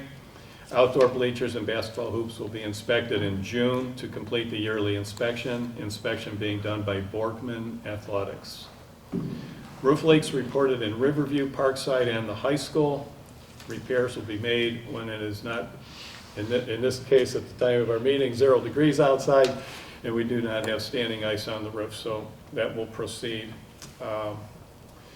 There are a couple of univents that need repair and probably need to be replaced. So Mr. Arlesic is looking into that. Snow removal continues as winter insists on sticking around. Both North Shore and RLSD Maintenance Department are doing an outstanding job. Riverside Maintenance makes it look easy, but it's not. Thank you again, Mr. Arlesic, for the work that your team does. Custodial staff is doing a great job on staying on top of the daily needs in the schools and dealing with ice melt residual being brought into the schools and onto the floors. It's being cleaned regularly, and the floors are being kept in excellent condition. A thank you goes out to Painesville Power Line crews for reacting rapidly to our parking lot lights when they failed on several occasions. They're not under our control, and I know I had gotten some reports from people in the district when they said, hey, we pulled in and could hardly see, so good that got fixed. So then there were some updates on the CTE, Riverview, and Buckeye projects. And I've already talked about the meeting at the Painesville Township Town Hall that we had after that. So I think that's it for me.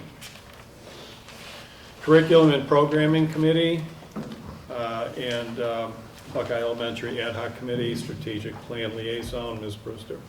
Okay, the Curriculum Programs Committee met on February 18th at 7:30 a.m. Our meeting was recorded and available on the district website if you want to view it.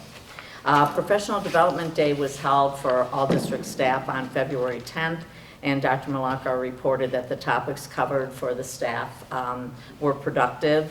Another Professional Development Day will be held on March 3rd with a continuation of expanding on those same topics, such as personalized learning, MTSS, behavior strategies, and working on targeted interventions, also known as extra help for students. And after, they also spent time reviewing recent test data and developing that extra help for students. Grades 3 through 6 will be introduced to the new reading program called Benchmark Advance, and that's what's going to be used next year. And we've already ordered the materials and hoping they'll be in so that the staff will have them in their hands. There will be no school for students on March 3rd, as a reminder. Okay. Currently, grades 6 through 8 staff is looking at a new math curriculum that will build on foundational skills, and including the 8th grade will help students with the same math program being used at LaMuth as they transition to the campus. So that's a plus, because sometimes when you go from one building to the other and you change, curriculum, that there can be, a loss. Teachers are doing a final review of the science and social studies courses of study, which will appear on a board agenda in the near future. And in the fall, math and ELA courses studies will, also be on the board agenda, and ELA also includes reading. There was an update on personalized learning for the Auburn students. And next year, students will be offered a choice to participate in this program or choose a more traditional approach. The CTE, or Career Technical Education edition, is progressing, and that was outlined earlier, so I won't talk about that. And completion is set for spring of 2026. Lastly, the state will be offering funding for a 2-year principal internship program, and more information will be forthcoming on that. Our next programs meeting will be held on Friday, March 14th at 7:30 a.m. Okay. Thank you for that. And then as far as the Buckeye Elementary Ad Hoc Committee, we did speak about that earlier. We had a meeting actually today at 1:30 and on site, so we could see some of the spaces that are being utilized and how we can, forgo the modular trailers or modular classrooms and utilize the existing space to accommodate the building project. And there's still much discussion on what we're going to do as far as design. But we at least got something on paper. And then the strategic plan meeting we held, I'm the liaison for that, so I met with Dr. Rattino. I don't know if Dr. Malakar will be part of an upcoming meeting, but I did receive some materials. Everything looks good. It really went in depth on, and I like how it will have places where, if a parent's looking at it, you can hit that and go to a link that will give you additional information on what we're doing for, intervention, advancement of students curricularly. And it's all about student achievement, which fits in with the Portrait of a Beaver. So we just had some initial discussions, but we'll meet again, correct?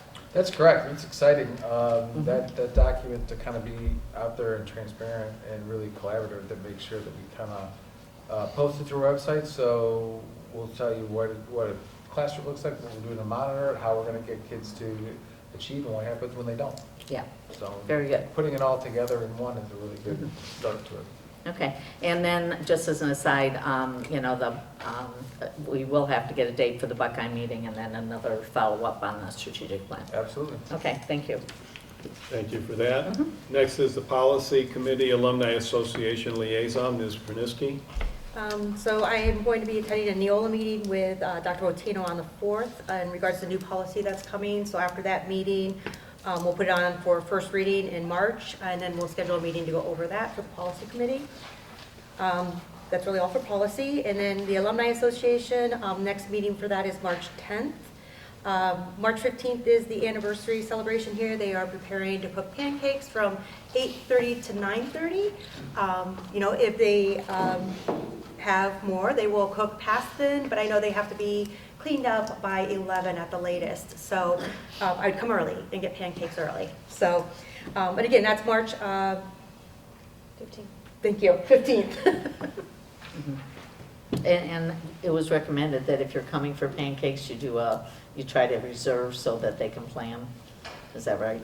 I did not hear that, so I'm not Yeah, sure. yeah, I think I heard that somewhere. You don't have to RSVP to come to the open house, but they do request you RSVP to come to the breakfast. Has that been put out on the social media? Yeah, Thank you. we said. Right. Thank you. And if they need extra help, I have Kiwanis experience with making pancakes if they need it. Okay. Okay, thank you so much for that. Booster Organizations Liaison, Ms. Grassi. Yes, just in a little bit of an expanded report. Scholarship applications are out on the guidance webpage. We encourage seniors to be applying for the scholarships that are on that website. Theater will be doing SpongeBob coming up here in March, and what's the date on that? That is the 13th, 14th, and 15th. And they will have the senior appreciation will be on Thursday 13th. prior to that. Band will be holding their Chamber Music Festival coming up. I think it's the first weekend. It's this Saturday. It's this weekend. Gridiron is going to be holding their reverse raffle. They just closed their online That's this Saturday as well. auction. So if you didn't get your tickets, too bad, because I'm going to win. Yeah, LaMuth is going to be having a night at the races, so check their website. LaMuth, the AMSCO, it's going to be at the new venue in downtown Painesville. And then there's always the egg hunt, which obviously is over in 2 seconds. Coming Starts up. at 12, ends at 12:01. Come early. Right. You're on time, you're late. That's all I have. Thank you so much for that. Superintendent's report. Yeah, a lot of exciting stuff, and then some not so exciting. I'll start with the not so exciting. The governor did release the state buy-in and budget. This is just his draft of it. In that budget, it doesn't just deal with funding. There is a lot of policy or recommendation changes. Some of the highlights that we are strictly following and closely following one, Mrs. Brewster did mention the principal apprenticeship program. That is written into the budget. More of a funding issue, really exciting to look at what those opportunities could be and look into what that is. So that's something we're closely following. But also, some of the things that I've found and some of the learnings I've attended, it removes the ability of districts to select diagnostics. We currently use the measures of academic progress, NWA, study on it a lot. The state is if this goes through, the state will actually pick one under the guise of we can get state level pricing. That doesn't mean they're gonna pay for it. They charge us back for it. We have to do it, and then we'll probably have to report to it. So it's something that is of note to watch, because if it's a new diagnostic that we're not used to, not that change is bad, but we know how to administer it, we know how to read the data and kind of work from the data that's there. So if they change that, so we have to use a different format of it, there's a learning curve involved with all staff as well. So that's one that's there. Does add to the competency requirements for our graduating students, the 250 hours of work-based learning. Work-based learning is specific.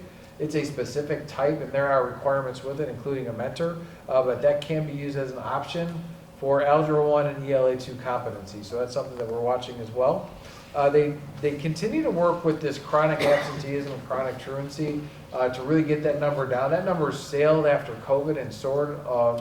That's there. Part of it is, I would be honest, more accurate reporting. The other part of it also deals with forever we would send students to school, even we would just put Tylenol on them, you'll be fine, go and head it out.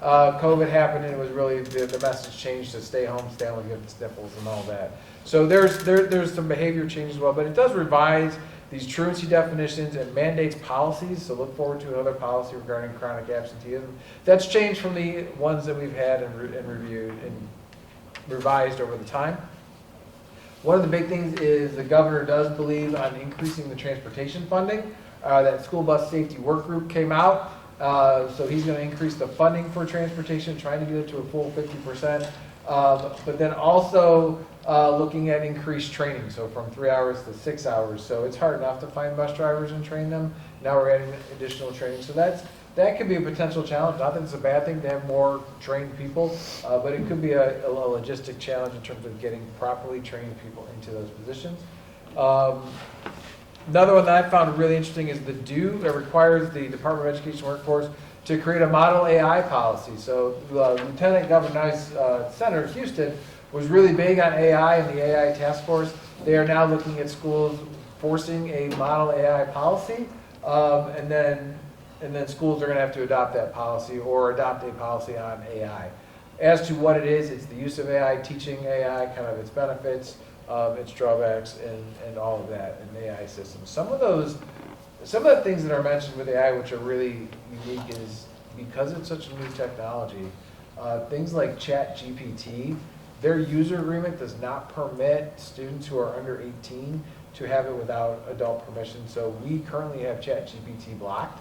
We do have an AI generator through our Securely, which goes through a filtered web system, but ChatGPT searches the entire web, filtered or unfiltered. So we have some things in place for our students to have experience with AI, but not the AI that are pretty used often throughout. Google has one as well that we have open for our staff. So our staff is using AI, but there is some issues with the licensing for some of those for all of our students. So I'll be interested to see what the DO model policy looks like, where we go from there. One of the other things that enhances suicide prevention education and evidence-based instruction. What some districts have done to try to get around this clause is they've either required homework or an assembly. It forbids that, and it specifically has to be done in a classroom, so for compliance. And the last thing, it continues to provide safety grants, and it's specifically put $12 million towards safety grants moving forward. So things we're looking forward to from a policy end in there. Other than that, really just a whole lot of celebration. So congratulations to Bree Lucas for finishing in the top 4 of the Lake County Spelling Bee at Lake Erie College on February 3rd. She was our champion. She went out and represented Riverside well, and we're really proud of all of her accomplishments. Our boys basketball team was Western Reserve Conference champs. I'm sorry, I didn't click on the screen. For the second time in 3 years that they won the WRC. Their season ended Tuesday night to Solon in the playoffs, but they've had a great season, and congratulations to all of our players and coaches. That's a heavy senior-laden team, so they're going to be hard to replace next year. Some winter athletics updates, because we are rounding down that season. Our basketball season finished 15-8, and like I said earlier, they were the WRC champs. Girls basketball finished 12-12, and they were the district runners-up, and they finished 3rd in the WRC. Our boys swimming we had a couple district qualifiers that we celebrated. Roland Green and Danielle Fleck for the 100 free and 200 free, and then Jaden Bassinger for diving. Really, really proud of them. Girls swimming had some district qualifiers as well. Addison Johnson, Phoebe Conway, Angela Nalepka, Maddie Taz in the 400 relay, and then Claire Hickson and Maddie Taz in diving. Those happened, I believe, as of recent, but that's just by information on the trestle, because they were the ones who have decorated the trestle recently, so they are up on there. So that's where we get some of our information. So also gymnastics. This is the first year our gymnastics team was a school-sponsored sport, and they did not disappoint. So they do thank the board for that commitment. They finished 3rd in the WRC. They competed in districts with Mia Petrogak, finished 7th in the vault, and Allison Urbis placed 9th on the floor. Both of them count as state alternates for the state meet. So meaning that if someone cannot compete, they can step in for them. So we're excited about them. Wrestling, we have some district qualifiers competing this weekend. Kamari Jordan, Nick Hansen, and Alex Weiss. Their districts are tomorrow and Saturday, North Canton, Hoover. All of those finished 4th in the previous tournament, but it was a very difficult and challenging sectional, so they have a good chance at districts. And if they make it out of districts, I think it's regionals and then states. So they have a couple more work. Excited to see what they can do. Girls wrestling, first time for that sport as well. We had some district qualifiers as well in that. So our girls wrestling team in their first year had Lizette Rodriguez and Courtney Carbone. And those districts are Sunday at Menor High School. So we're excited to see what they do as well in their representation of Riverside. Oh boy, this one's a big one. Our academic decathlon team, so proud of them. They are advancing to the state competition, which is held March 7th at John Carroll. And we had a lot of great qualifiers, including a first place finish, a second place, and a third. I think we had first, second, and third place finishers throughout our team. So something to truly be proud of and celebrate that group. So congratulations to Mr. DeSando and his team. This is another event that if you ever get a chance to come up to, I recommend everybody just come up and see from the board perspective. If the public wants to see, you do have to register first, but we can get you in to watch it. It's something special. On February 13th, we celebrated the annual Valentine's Dance for students all over Northeast Ohio. This is where we invite special needs students from all other schools to kind of come in and dance. And we had more than 300 students who come, volunteer, and attend. The event raised money for Sub-Zero Mission. So not only is it a great event for all of our local students, but it also provides funds for a great cause. So something we're excited about. Community conversations, formerly known as Coffee with Chris. I kind of changed it to community conversations. The goal is to get out to all of the schools by the end of the year and kind of continue those on a regular basis. So we're rebranding it to Community Conversations, and we're going to have them throughout the spring. The first two are kind of back-to-back as my schedule allowed. So we're at Buckeye, it's tentative at 7, may change this time, but right now we tied them kind of with their PTO meetings, and then Riverview is at 6:30 on the 12th. So excited to get back and just kind of give a brief overview of kind of what's going on in the schools, what we're proud of, and all of the changes that we're making. So we have those coming back. And upcoming dates, things to say, like we mentioned, March 13th is our Senior Citizen Appreciation Night, the dinner and the musical. The 13th through the 15th is SpongeBob. We are really excited about SpongeBob. We've seen some of the work that's going into it. It's been great. And I'm going to tell you, the scene with the pirates is absolutely amazing. Got to come out and check that out. And if anyone happens to vote for Rotary, I think SpongeBob should win this year. So not trying to level the playing field, but we are definitely a contender for that, for all the work that they're doing, especially that pirate scene. They're pretty amazing. Also, Saturday the 15th is the 75th anniversary celebration, and I got to tell you, that 75th logo is one of the coolest things I've seen. The way they worked the beaver and the cupola into the logo for the 75th celebration. So kudos, Nick. I think you developed it, or that was Jeff Wolf. Jeff Wolf, yeah. I wish I could take credit. Yeah, it's just a great opportunity for that. That is from 8:30 to 11. The student council has really run with it. I believe SIDE as well. Student council side, alumni association, they've really. The artifacts they've talked about digging up and have out to put on display is something special. So if you have an opportunity to come up just to see it, really worth your time. And also grab some pancakes and sausage. But make sure you do RSVP for that so we have enough food. April 11th is National Honor Society Spring Carnival. The 12th is the egg hunt, like we said. That starts at noon and ends at 12:01. And the 26th is the National Honor Society Spring Craft Show. I believe it's going to be in the field house, but we'll confirm that prior to. Great opportunity and good community outreach. And that. Not to interrupt, but I don't know what happened. There was a slide for Chamberfest too. Oh, we did miss that. That's this Saturday. Yes, Chamberfest is this Saturday. It starts at 8. 9:30 to 3, I think. Yeah. So, and Chamberfest is our internal solo ensemble from 6th through 12th grade. And they have different performances throughout the day, throughout the building. So it's a really neat thing to see these kids and how talented our kids are. So, thank you for that. Update from the treasurer.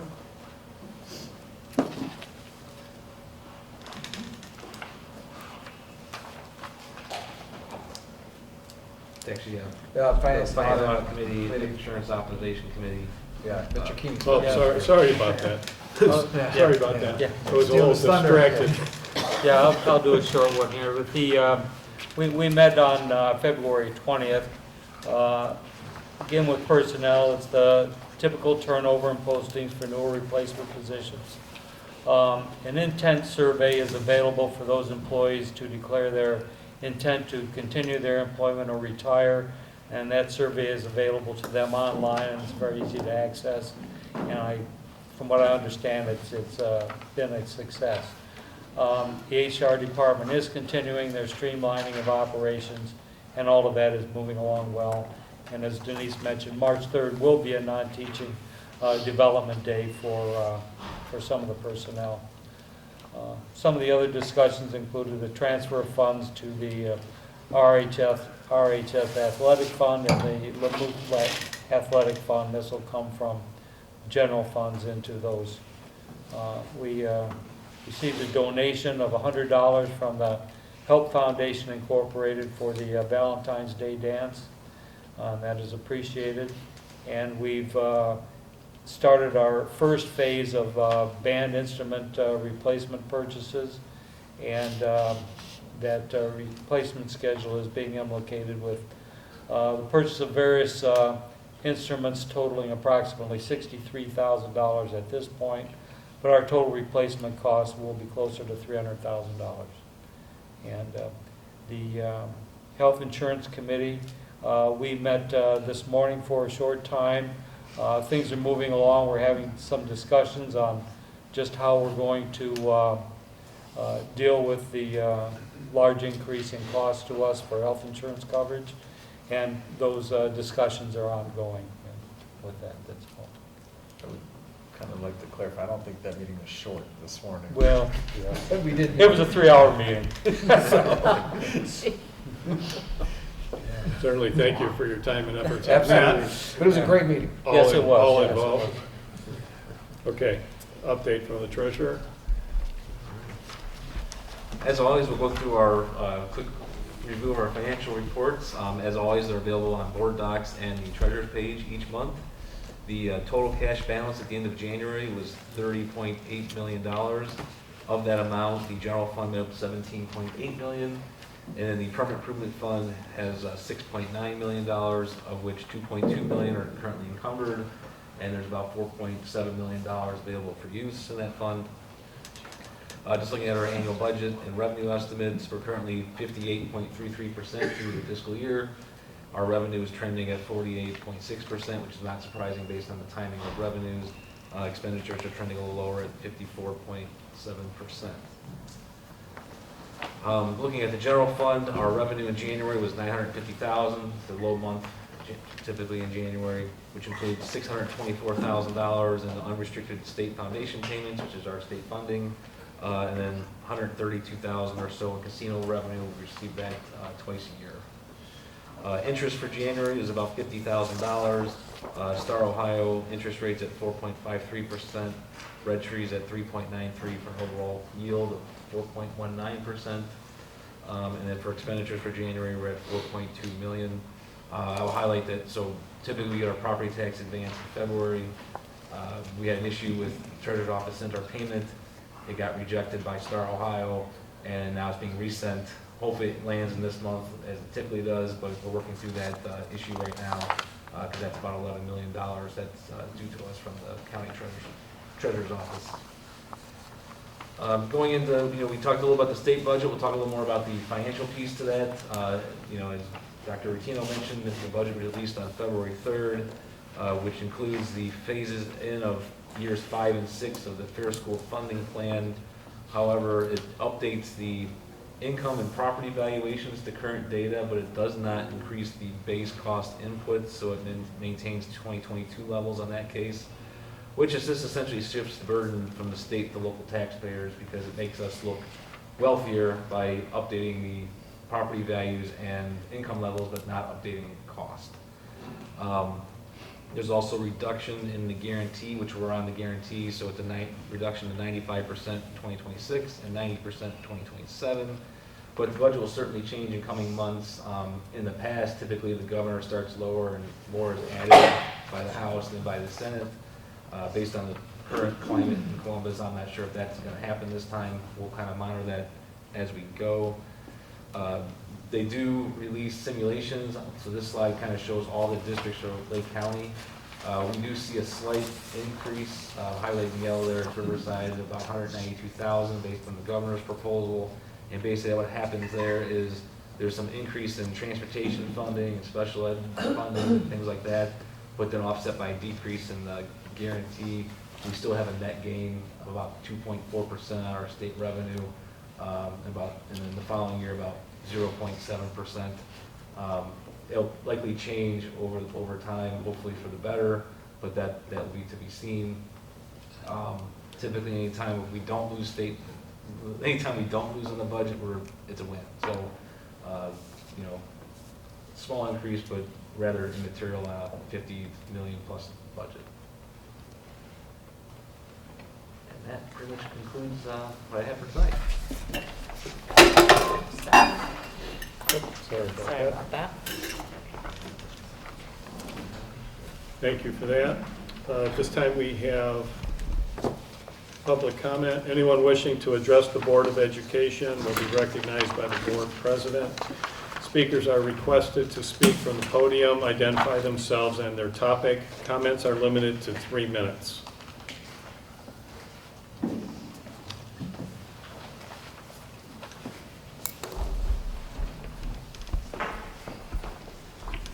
My name is Gina Parker. I'm from Leroy. I've just been concerned that things are being pushed through without a lot of due diligence. Like today, for example, when some people wanted to table a discussion about LLB resources to get more information, and that motion failed. So in the interest of transparency, or spirit of transparency, what I would like to respectfully request, when you guys discuss that topic today, if you could, answer what prompted having, bringing this group in, how it was chosen. Were discussions held with the communications director to know what could be done in-house that may already, or that may not already be taken care of in-house? And when were people made aware of this item? I mean, it sounds to me like it just came up on Tuesday, that a lot of people had just found out about it on the board. And for people that work, that doesn't give a lot of time to make an informed decision, to ask around, to get information. So that's something I would like to know also is, what additional investigations did you do prior to this meeting? And this company is based in Tennessee, I think. Why not use a local company? I know that came up with something a couple years ago with, one of the, I can't even remember what it was. It was with one of the groups to come out to inspect the school or whatever. And a local company was, requested. But why are we going with one that's out in Tennessee right now for this? And we have a communications director that's kind of as local as you can get. So why do we need somebody else and another company also? Thank you.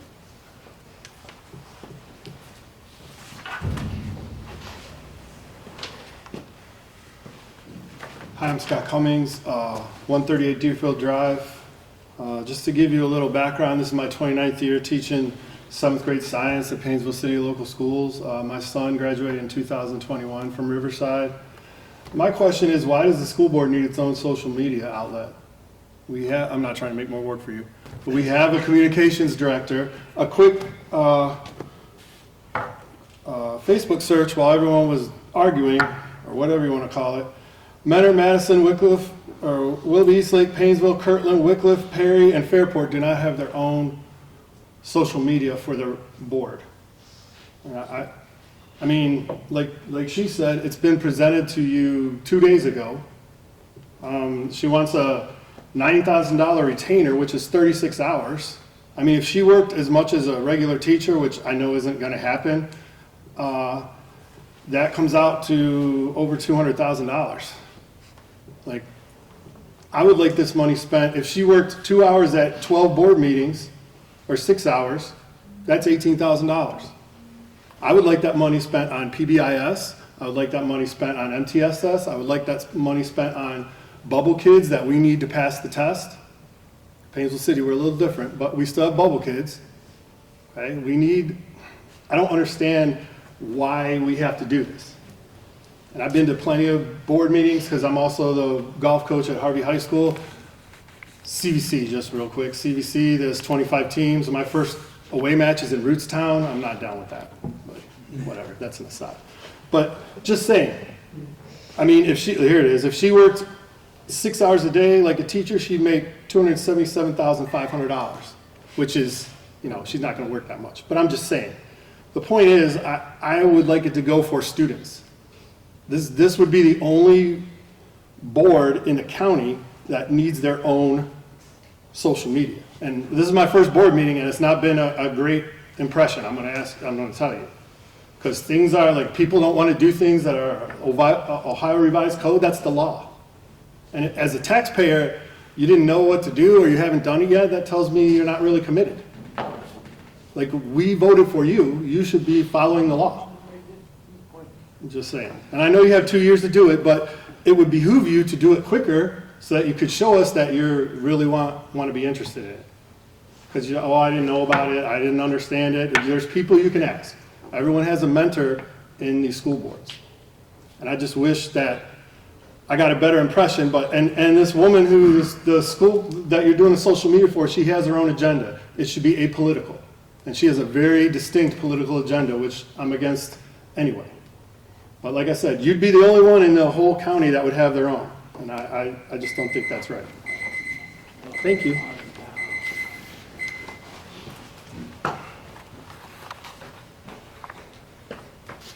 Hi, good evening. My name's Jeff Jordan. I have 3 kids in the district. I have 2 at LaMuth and 1 at Melridge.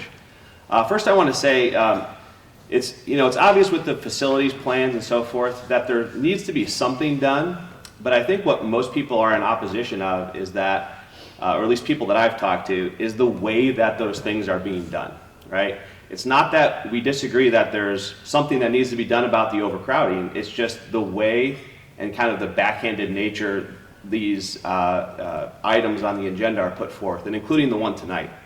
So I'm an administrator of a large Facebook group approaching 700 members that has concerns with the school board. Recently I put forth a question to the group, and I said, what are the most pressing concerns that we face as a district? And I wanted to share some of those comments that were made regarding our most pressing concerns. So these are quotes. Financials, spending money we don't have. Chaos. For example, pushing through personal agendas without following proper process, time, and input. Putting the district at risk, not listening to the community, not working with the community, to name some. Another quote, the general brazenness of the board president pushing through what he wants and spending money without a clear plan. Another quote, funding all the building improvements, spending, transparency, and trust within the community. And here are a couple of my thoughts to add to that. Why is every board vote 3-2? To me, that shows, or I'd say any board vote of any significance. Why are they 3-2?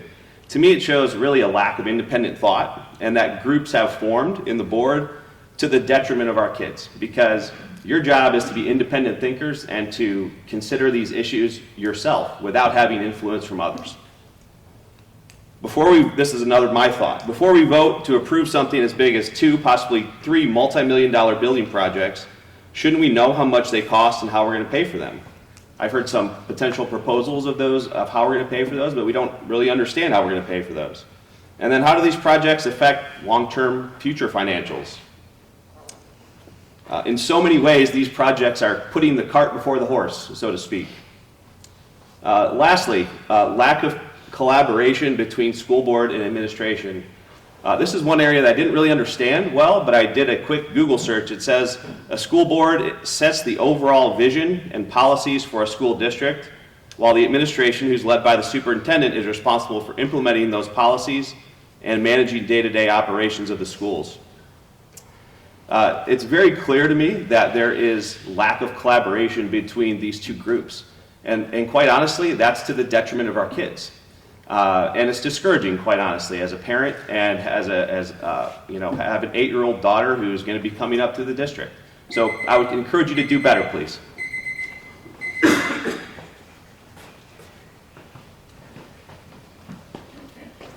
Good evening, my name is Kyle Abram. I'm a parent of 2 children in the district. I'm also a taxpayer and a voter in the district. Over the past 6 to 12 months, I've actually had the opportunity to have numerous conversations with other people in the community, neighbors, other parents who also pay taxes and vote. And the common theme in these conversations is kind of the utter dismay and disappointment at the dysfunction of the school board. The perception in the community that these conversations bring about is that members of the board are abusing their power, are fiscally irresponsible, possibly intentionally, and there's blatant disregard for the voices of the administrators, teachers, and the community stakeholders. The purpose of the school board, it exists to serve the best interests of students, staff, the community, and the taxpayers by making ethical, transparent, and well-informed decisions. It seems this school board, unfortunately, seems to prioritize personal and political agendas over positive student outcomes and fiscal responsibility, and that's disappointing. In my view, effective leadership requires collaboration and respect for expertise. This board seems to continue to act unilaterally, ignoring valuable insights of the community, taxpayers, and voters. So I just want to challenge this board to change the course, begin to lead this district with integrity, accountability, transparency, and respect for all the voices in the community. Thank you.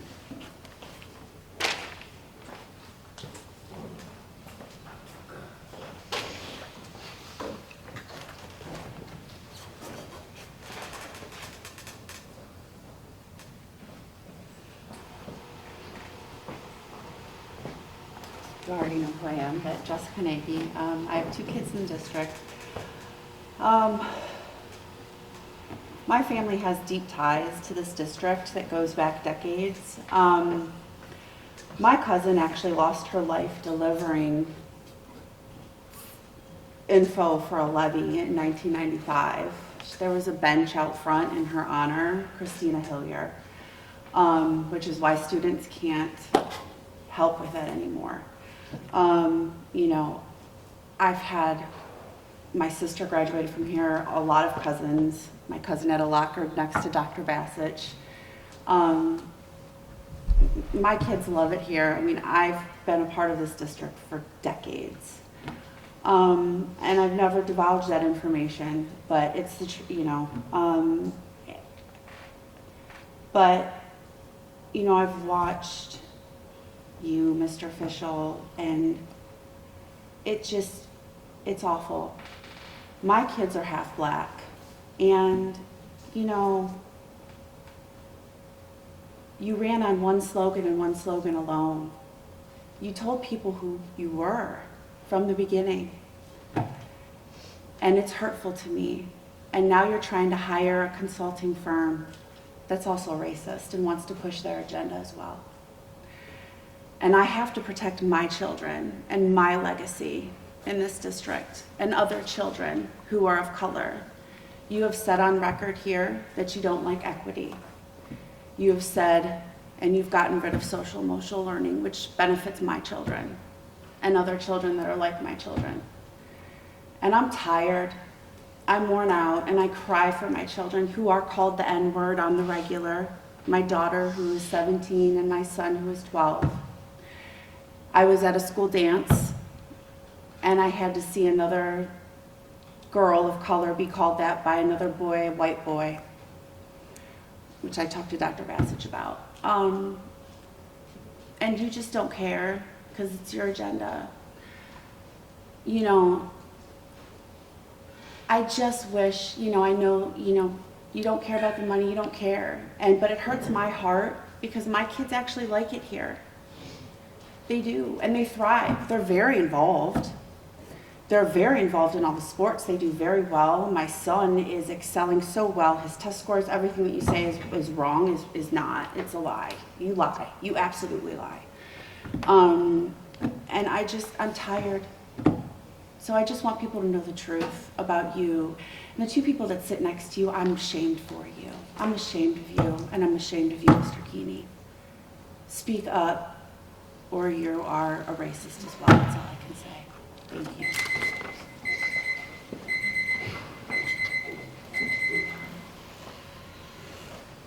Anyone else?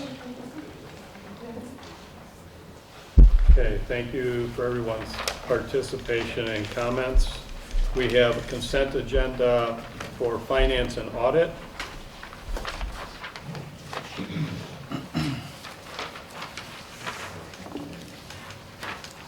For like a motion to approve items A to G listed on the finance audit agenda as recommended by the treasurer. It's actually A, B, and then D. Right, yeah, we have an exception because we removed item C. Correct. So A, B, D, E, F, and G. Do I have a second for that motion? I'll second that. Any discussion? Okay. Treasurer, please take the roll. Denise Brewster, Aye. Belinda Grassi, Aye. Lori Krenisky, Aye. Scott Fischel, Aye. Dennis Keeney. Aye. And then we have a separate item here. Aye. Motion carried on that? Oh, yes, okay. Okay. For the donation from the Help Foundation. That was $100 from the Help Foundation to the Special Education Unit Fund for the Valentine's Day dance. Can I get a motion for that? Your motion to approve that? Yeah, motion to approve that. I'll second that. Any discussion? Gary, please take the roll.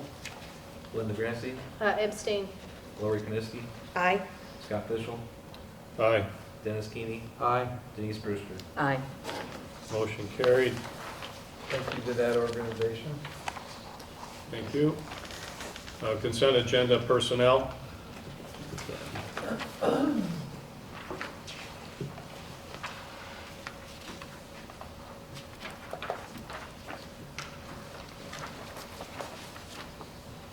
I'd like a motion to approve the items listed on A through F of the personal consent agenda as recommended by the superintendent. I'll second. Any discussion? Congratulations to those retiring. Absolutely. Please take the roll. Lori Kniske, Aye. Scott Fishel, Aye. Dennis Keeney, Aye. Denise Brewster, Aye. Belinda Grassi. Aye. Motion carried. Consent agenda curriculum and programming. Okay. I make a motion to approve the items A and B listed on the curriculum and programming consent agenda as recommended by the superintendent. Do I have a second? I'll second. All right, any discussion? Yay, summer camp. Julie's not here. Oh, there you are. You moved. Summer camp is at Parkside this year, just as a note. Parkside? Okay. Yep, it is at Parkside. It's sign up early and sign up often. When are you hiring staff for that yet? I'm working on it, I'm just seeing who's coming back from last year. So Okay, so that's one of the items, summer latchkey, which will be held at Parkside, and then the other item is OSHA membership for 25-26. Okay. All right. No other discussion, then Mr. Placco, will you call the roll? Scott Fishel, Aye. Dennis Keeney, Aye. Denise Brewster, Aye. Belinda Grassi, Aye. Lori Kniske. Aye. Consent agenda buildings and grounds and operations. There is a motion to approve the item A, listed on the buildings and grounds operations consent agenda as recommended by the superintendent. Can I get a second? I'll second. Any discussion? Would you please call the roll? Dennis Keeney, Aye. Denise Brewster, Aye. Belinda Grassi, Aye. Lori Kniske, Aye. Scott Fishel. Aye. Motion carried. Policy agenda, adoption of new revised board policies. The resolution to approve the adoption of new and revised board policies. I'll second. Thank you. Any discussion? Okay, Ms. Placco, can you call the roll, please? Denise Brewster, Aye.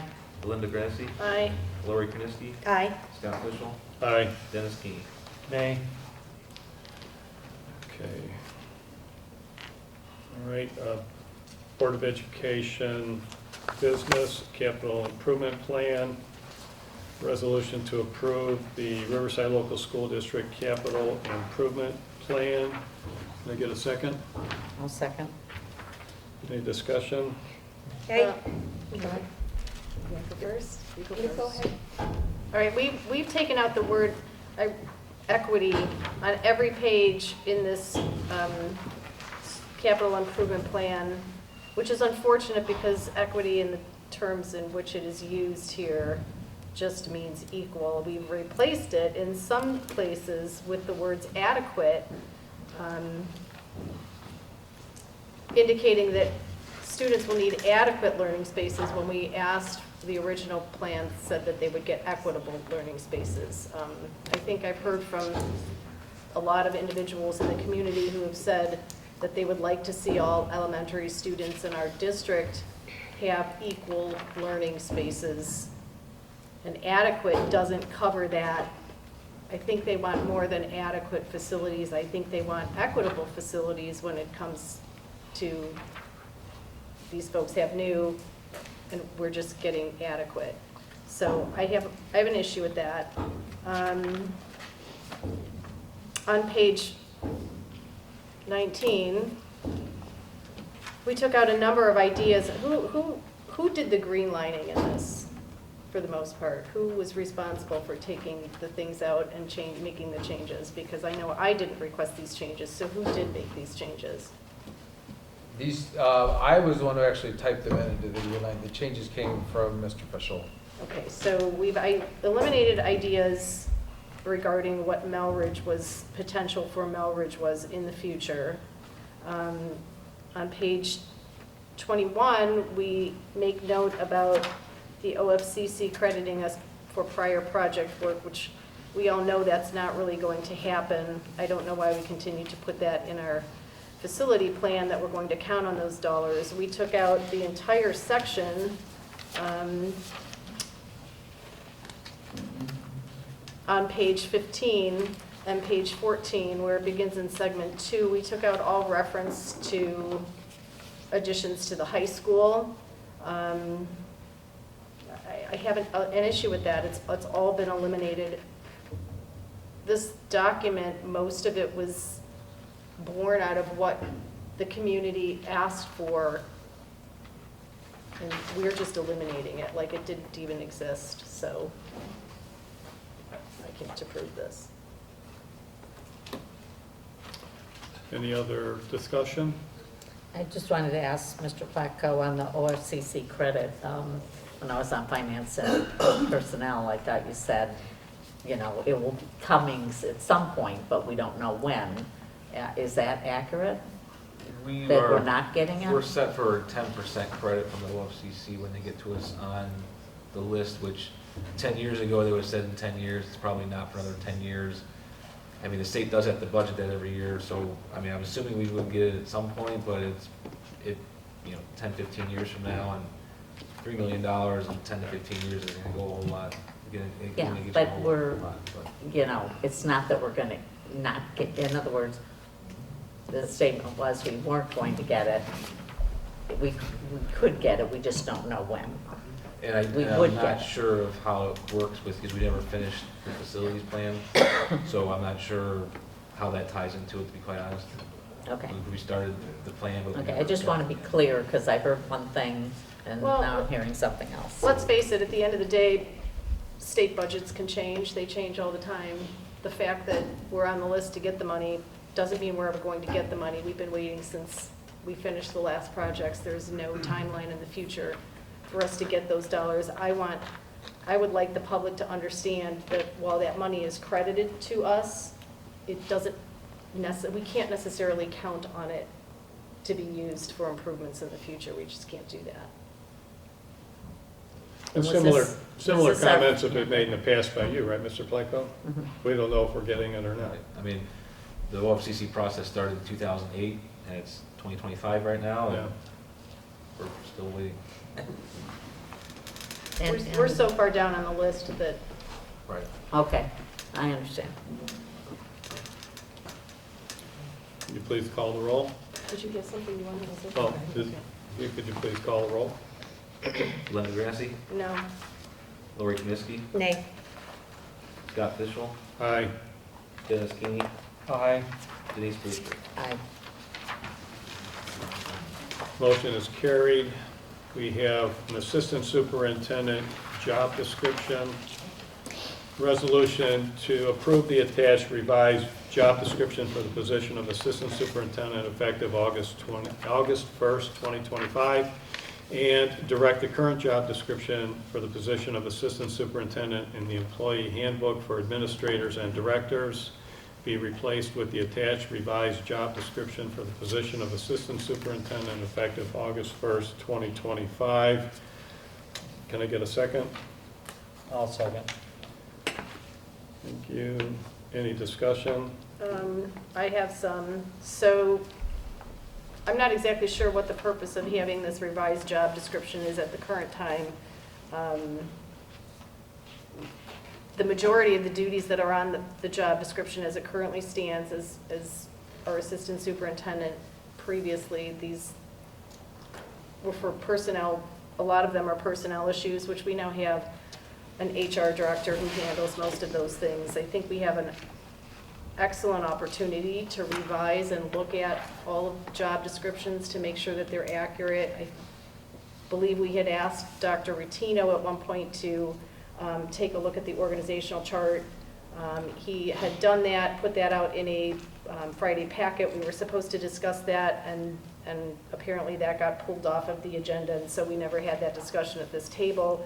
I think it's a really great opportunity for us to relook at it and see exactly what it is that we want in the job description. The job description, as it currently sits in this agenda item, is not changing, with the exception of adding a caveat for whoever the candidate is to be able to get their superintendent's license within 1 year. So I don't think we're doing our homework and making sure that we adjust our job descriptions as appropriate. And if we had to post this position, if we choose to post this position soon, that's not going to be the duties of that individual. And so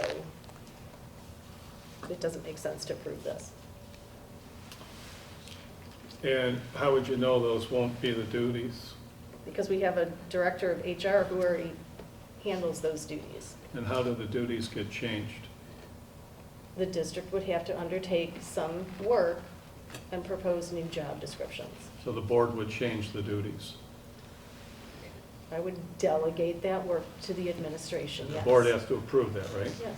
Okay, so it's one step at a time. This just brings things more in line with what most districts do. There's generally an understanding that when an assistant superintendent takes the job, that they have their superintendent's license, and that's not written into our policy right now.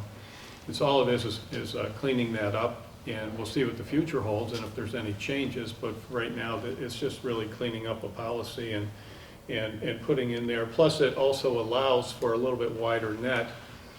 If you have a specific requirement of having the superintendent's license to accept the job, that could limit some people out there, some candidates that we might want to hire, and this allows for them to acquire that license within a 12-month time frame. Normally, that time frame is about 8 months normally, and there are regular options for that. So this is just cleaning up a little bit of what we have, and certainly if anything changes, the board will act on that, and that'll be easy to do. Is our executive session tonight discussing your approach to succession planning? Some of it, and some of it's about evaluations. Okay. Okay. Any other discussion? Yeah, I'd just like to say, I don't disagree with a lot of job descriptions need to be gone through to bring them up to date, but that's just something we're going to have to get to. Okay. Can you take the roll, please? Lori Kniske, Nay. Scott Fishel, Aye. Dennis Heaney, Aye. Denise Brewster, Nay. Linda Grassi. Nay. Okay, the motion has failed. And we have LLB Resources Consulting Services, resolution to approve a consulting services proposal with LLB Resources LLC at a cost of $250 per hour. Can I get a second? I'll second. And part of the discussion I have on this is that the retainer on this is $9,000. So it would be a retainer, and just wanted to say that the board, if not satisfied with the services being rendered, can just disengage at any time. So I just wanted to add that. So I have so many questions. We have not had a conversation at the board table regarding the need for this type of a contract. We haven't had any conversation about what our goals are for communication, because we can't even agree on an email that goes out the day after a board meeting. We already have a communications director. I'm not exactly sure why, as a board, if we want these types of jobs done, we haven't had a conversation and set a goal for the superintendent to administer that and make sure that those things happen. I'm sure our communications director is quite capable of handling all the things that are on here if we requested him to do so. I don't see a need to be paying an out-of-state contractor that we've not vetted. I don't know this person's CV, I don't know this person's qualifications to do the job that we already are paying someone to do on our behalf. I guess as a question, so typically when we engage outside services, we bring in multiple vendors or consultants to present their proposal to us as a board. And I know for some reason in this process, this was skipped, and I kind of want to understand what led to that decision. And kind of follow up to that is, since that wasn't done, can we look at doing that, and can we postpone to meet and meet with this person? So first item is that we've had multiple discussions about reaching the taxpayers in this district. It's the taxpayers that pay for the whole operation of this school district. And we have a $55 million budget, and we are reaching, Nick, what is it, 6,000 or 7,000 emails that go out when To the parents. To parents, mostly parents. There's a few miscellaneous other people. I hate to say miscellaneous because they're not miscellaneous people, but there's a few other people involved in that are parents that have an interest in receiving that email. But is it about 7,000? Staff, so I put together, I'll just hand this out to you guys. I put together like kind of a reach, an audience that we have. Thank you. Thank you. This covers emails, mailing, website analytics, social media analytics, media coverage. Okay, so what I see on here is the staff is 600 emails, right? You got a copy. We have about Mallory, 600 plus staff members. Okay, and those staff, what percent would you say live in the district? I don't think we've ever run numbers on that. It's a good, 60, 70%? no, it's not that high, but it's, 50%? I think it's something, can we get back to you on that? Let me look into that one. Yeah, You I can can provide you an answer. So I mean, it's not that important. I mean, if you just, Yeah. if you just said 50%, it would be 300 people voting in the district. And so plus or minus from that. Spouses, families, that's, Right. we can, I will look into that. Thank you. And then the parents are 5,050 emails, right? And so emails are sent out to local businesses and elected officials and recent graduates. So the people that actually vote in the district, probably in the range of 6,000 or 7,000. Vote? Be guessing, that are voters in the district, that these emails get sent to? Because we're seeing about 6,000 email, 5,050 emails that go out, and the staff is 600. So if you cut that in half, or even double it for spouses or whatever, but you're right around 5,500, let's say, plus or minus. Would that be accurate? Yeah. Okay. So, and the reason this has been stated, at least by me, several times, many times from the board table, it's important and incumbent upon the board to be informing the hardworking taxpayers of this school district how their money's being spent. And our goal is to spend it as effectively and efficiently as possible, but also inform them how their money is being utilized. And so when you have approximately 26,000 voters in the district, we're reaching a very small percentage of those. And I think that it's their money. It's a $55 million budget. And I know we get other monies that come in from the state and that sort of thing, but still it's all taxpayer money. So the idea of informing the hardworking taxpayers of how their monies are being utilized, I think is very important. I think it's just something normal that we should be doing. And so while Nick does a great job, and we've discussed that, and looking forward, it's a rather large undertaking to go ahead and set up a program to go ahead and reach the remainder of the people. And it's not just a simple one-step process. And so a company that actually does that sort of thing, I think, is important. And so in looking around, and the prices vary a lot, and this price is very much in line with the lower end, if you will. And then the expectation is, what are we going to get for our money? Well, since we do not know exactly when you engage in a contract, like any contract, when we buy curriculum, when we buy anything, when we buy buses, when we buy anything that we're buying, we have to have that experience to see that it's a good experience. So with that, and really what was not noted here with the $250 an hour is looking at a retainer of $9,000 so that we can measure what we're getting for our money. And of course, we want to get the most bang for the buck. We want to have the most effective and efficient use of those dollars. So in doing that, the idea is this company's being hired to be fired. Okay, what does that mean? Well, you work yourself out of a job. The ideal situation is this company would be working with our communications director, Nick, and with the full collaboration of that and building this program. And when the time comes where it's on Nick's plate and he can do it all himself, then these people are gone. We're not going to be paying them any more money.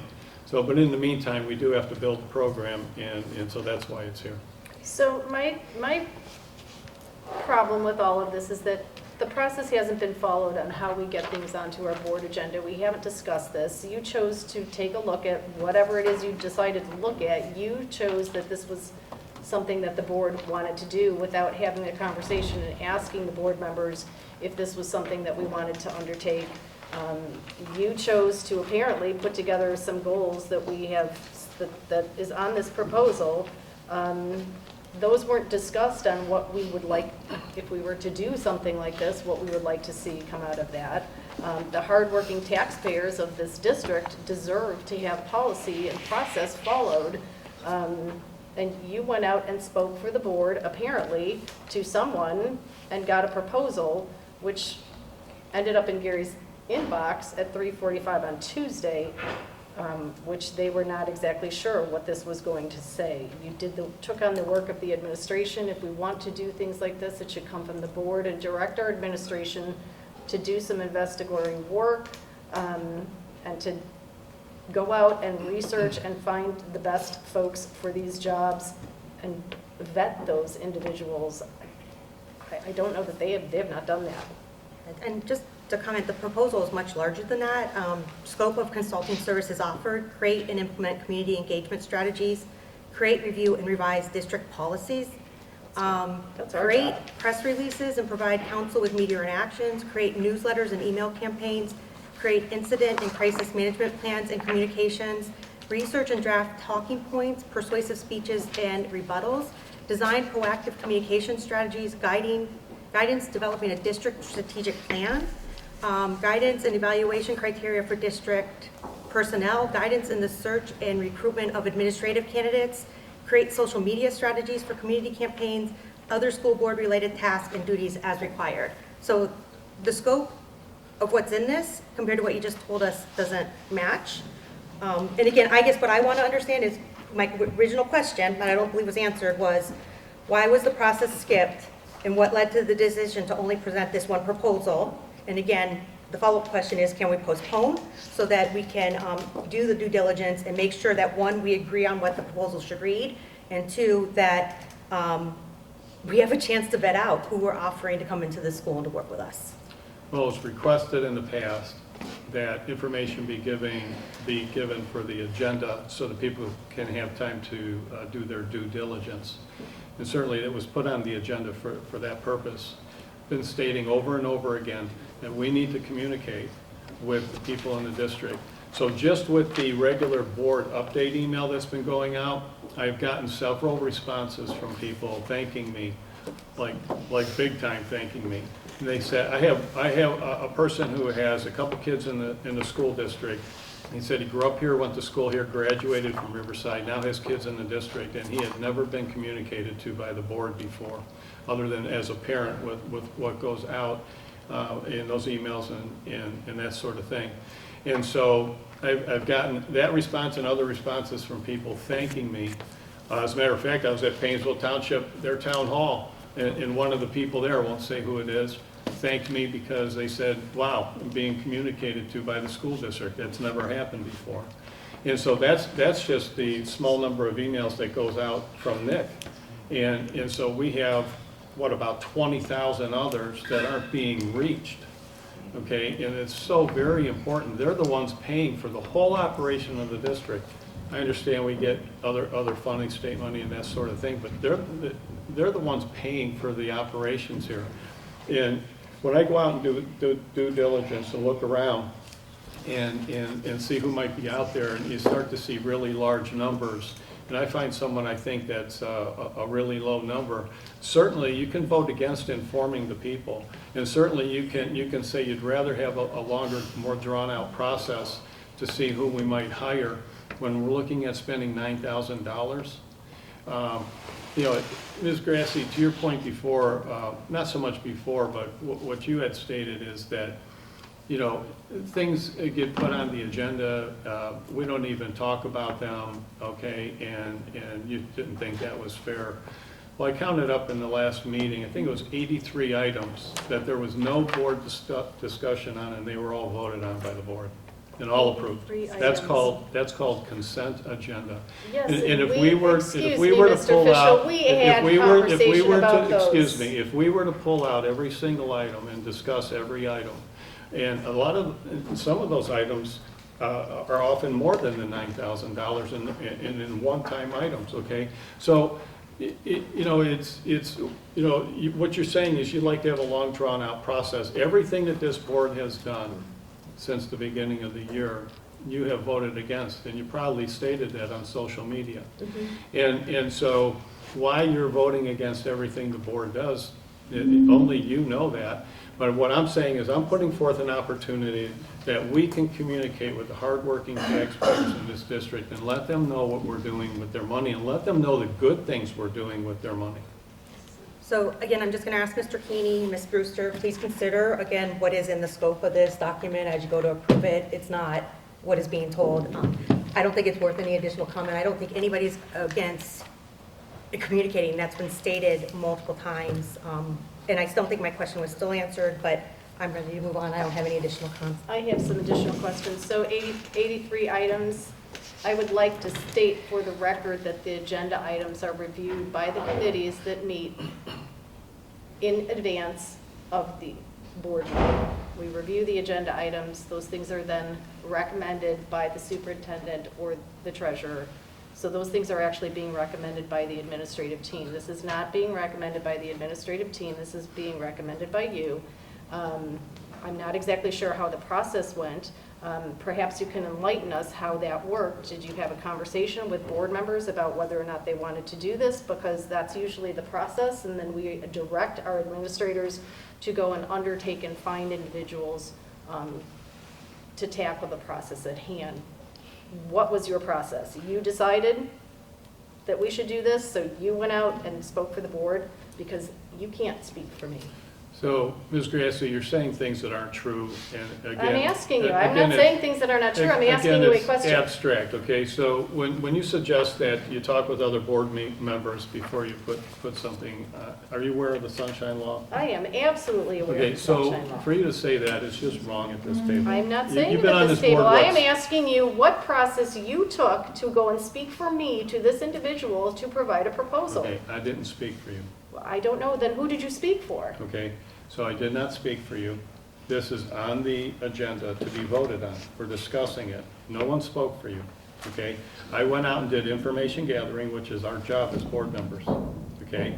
I found someone that I thought would bring a good value to the district, so I thought it was a good idea to put it on the agenda, okay? It can be voted up or down, okay? Do we know who that individual is? If you do not think, I of course spoke with that person a few times, okay? And so when you're looking at spending money, especially other people's money, you want to go ahead and do a little bit of due diligence, okay? And that's what I did. And when I think I have found a good value, I'm bringing it to the board table.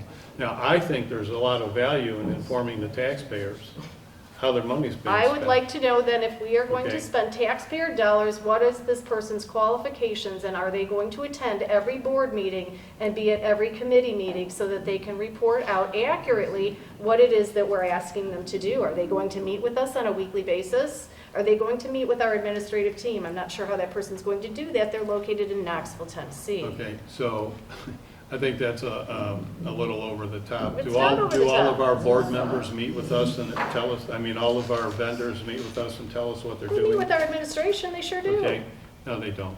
So all I'm saying is, I think I have a really good value for the district. Obviously, you disagree. And I think the hardworking taxpayers of this district deserve to know how their money's being spent. Okay. And I've been told that the board has never done that at Riverside. So what is the Okay, value? so I am Please mo- explain to me the value. I am moving to have the taxpayers be aware of how their money's being spent, and I think this is a good option. Plus, the other thing is, there's no guarantees of what kind of work someone's gonna do. They might sound like the greatest. The list of things that they offer, the services they offer, they're not gonna give all of those services. Does this person have Okay? references? They're gonna do some things that we ask them to do. So I'm bringing this to the table. Okay, you can vote it down if you'd like, because you're in the habit of voting no, and you proudly stated on social I'm media. going to ask you again, Mr. Okay. Official, does this person have references? Have they worked with other school districts? Do we have a list of references So- that we can contact to vet You, this individual? did you contact her and talk I with am her? asking you. Did you? Yes. Okay. So can And you so provide I- them for the board? So I'm asking you, the very question you're asking, you could have done. Did you do that? I did not do that. I'm asking Okay. you. We're having this conversation at the table. Will Okay. you share those? Okay, Right so- now. Before we vote, I'd like you to share So them. I am not going to answer to you, going to share okay? them. It is put on the agenda, and you can vote no like you usually do. So you're not going to Okay. share what you have learned? I've learned For that this board. I have learned that this person has qualifications, has a college degree, has worked with many different organizations, and is successful in doing this kind of work. And will you share the references? Okay, so, Okay, is there any further discussion? Yes. I did go online, because I felt I needed to vet her. I didn't know who she was, and I took notes and everything, and then I called her. So I had a conversation with her, and I gained a lot more information doing that than just reading what was online, because she's had other experiences that don't reflect the current business she is in. And I do see some things on social media. I'm not on Facebook, but I'm on other things. And you know, there just seemed to be an immediate judgment about who this So person was, that she's explain- out of state. then There's explain a who she lot of is. people that work out of state that do their jobs remotely. Then explain who she is. I would like to know what her, if she has recommendations for this type of work with other school districts, that we can call those districts and vet this individual Well, I out. can answer that, because a person like this does not give their client list out, okay? It states that she has experience with other school boards, but they don't give out their client list that you can go call them. Sure they do. Normally. Sure they do. Okay, well, there could be problems with that. So, do you have anything else you'd like to add? No, I would like to add for the record that I think this is all like ridiculous, and that we are not being given full transparency of what's going on here, and I would just like to, the hardworking taxpayers of this district to hear that statement. Which some of them spoke here, I think, asking some of the similar questions, so, but. Yeah. Okay, And I I'd want, like. oh, you want to say something? Yeah, let me just chime in here. You know, I think it is important to reach everybody in the district. You know, Nick does a great job with, you know, that sphere of influence that we have now. But we need that larger audience, because that larger audience votes. Right now, we're on our way to deficit spending. You know, we're going to have to ask the taxpayers for an operating levy. And so how do you communicate to those taxpayers that we're doing, you know, the right job here? That we're being conscious of their tax dollars, and that hopefully they'll, you know, entrust more of those tax dollars to us. And we need to get the communications out, whether it's this or somebody else. I think it's a very important thing. I am very willing. I'm looking at what her recommended next steps are, and everything is to coordinate the communications campaign with the current communications director. Everything is seems to go through Nick. I think that's great. They do offer other services. But at this point, here it is, a short-term engagement. And I think it behooves the district to make those communications with the taxpayers about our situation and keep them informed, because when the time comes, we want to be able to have a good base of ask when we ask for more money. So, therefore, the communications over the next period of time, whatever that is, 1 year, 3 years, 5 years, when we do ask for that money, that they're well informed. And that's all I have to say. I think our hardworking taxpayers could be well informed by utilizing the services of our very own communications director. That's all. So we And- agree on that. That's why this company will work themselves out of a job at some point, and our own Shouldn't team will even be have a taking job. over completely. And so it does state that I'm stating that we will, this is a hiring meant for firing. So Nick will at some point say, I think they need to go, I can handle this. But it takes time to build it. I mean. Unfortunately, we it- didn't it takes ask him time to that build up it. front. Okay, so is there any further discussion? Yeah, I just want to make a comment. Nick does an exceptional job, and obviously we've captured, you know, it in many different ways. Not everybody is on Facebook or like I know people who don't even do the computer.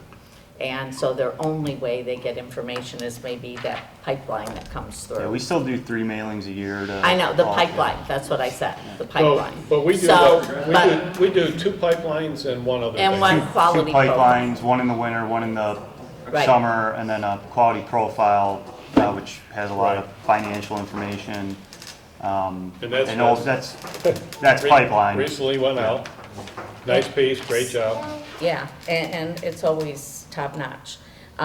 It's just, how do you expand, how do you reach those other people? And, you know, it came, you know, I was not here when the last bond issue failed, but it failed by quite a bit.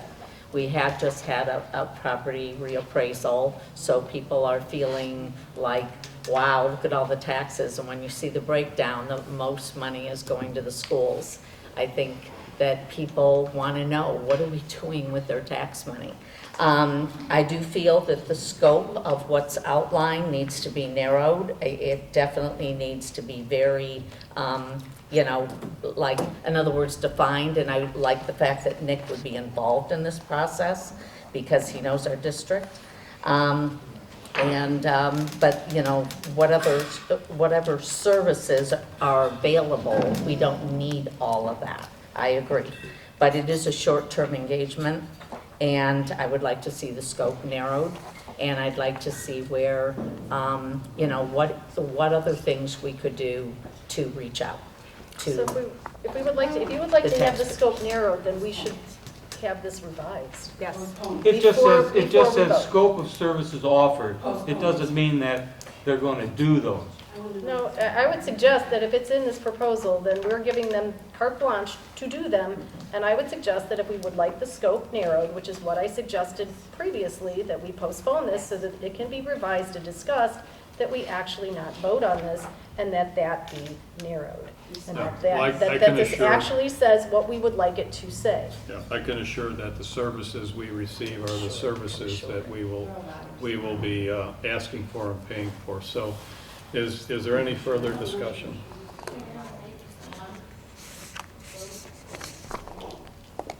Is there any further discussion? Gary, can you call the roll? Scott Fishel, Aye. Dennis Keeney, Aye. Denise Brewster, Aye. Glenn DeGrassi, Nay. Lori Krenski. Nay. Okay, I'd like to remind the people in the audience that if there's disruption, unfortunately, we would have to have you removed. So please be responsible for that. Okay, so Board of Education update. Is there any real update? I will let you guys know, I had the opportunity to go to a pancake breakfast, which is always a bonus, at one of the Montessori schools, the one out in Geauga County, the Working Farm. Very eye-opening, very interesting. What really caught my attention, Dr. Malacker, I'd love to talk to you about it, is one of the things we said with the Auburn Academy is time management. They start teaching time management from day one, right? Which is amazing. So our friends that we went to this with, they said she teaches at the one here in Concord. She said she'd love to speak to somebody if we want to. So Dr. Tino or Dr. Malacker, if you guys want to meet, I can hook it up. I just thought it was interesting because they're already doing that, and they might have some tips and tricks, things that they could give to us. So What school was that? Montessori School, the Working Farm out in Geauga. The Working Farm in Georgia. Hershey Montessori, Yeah.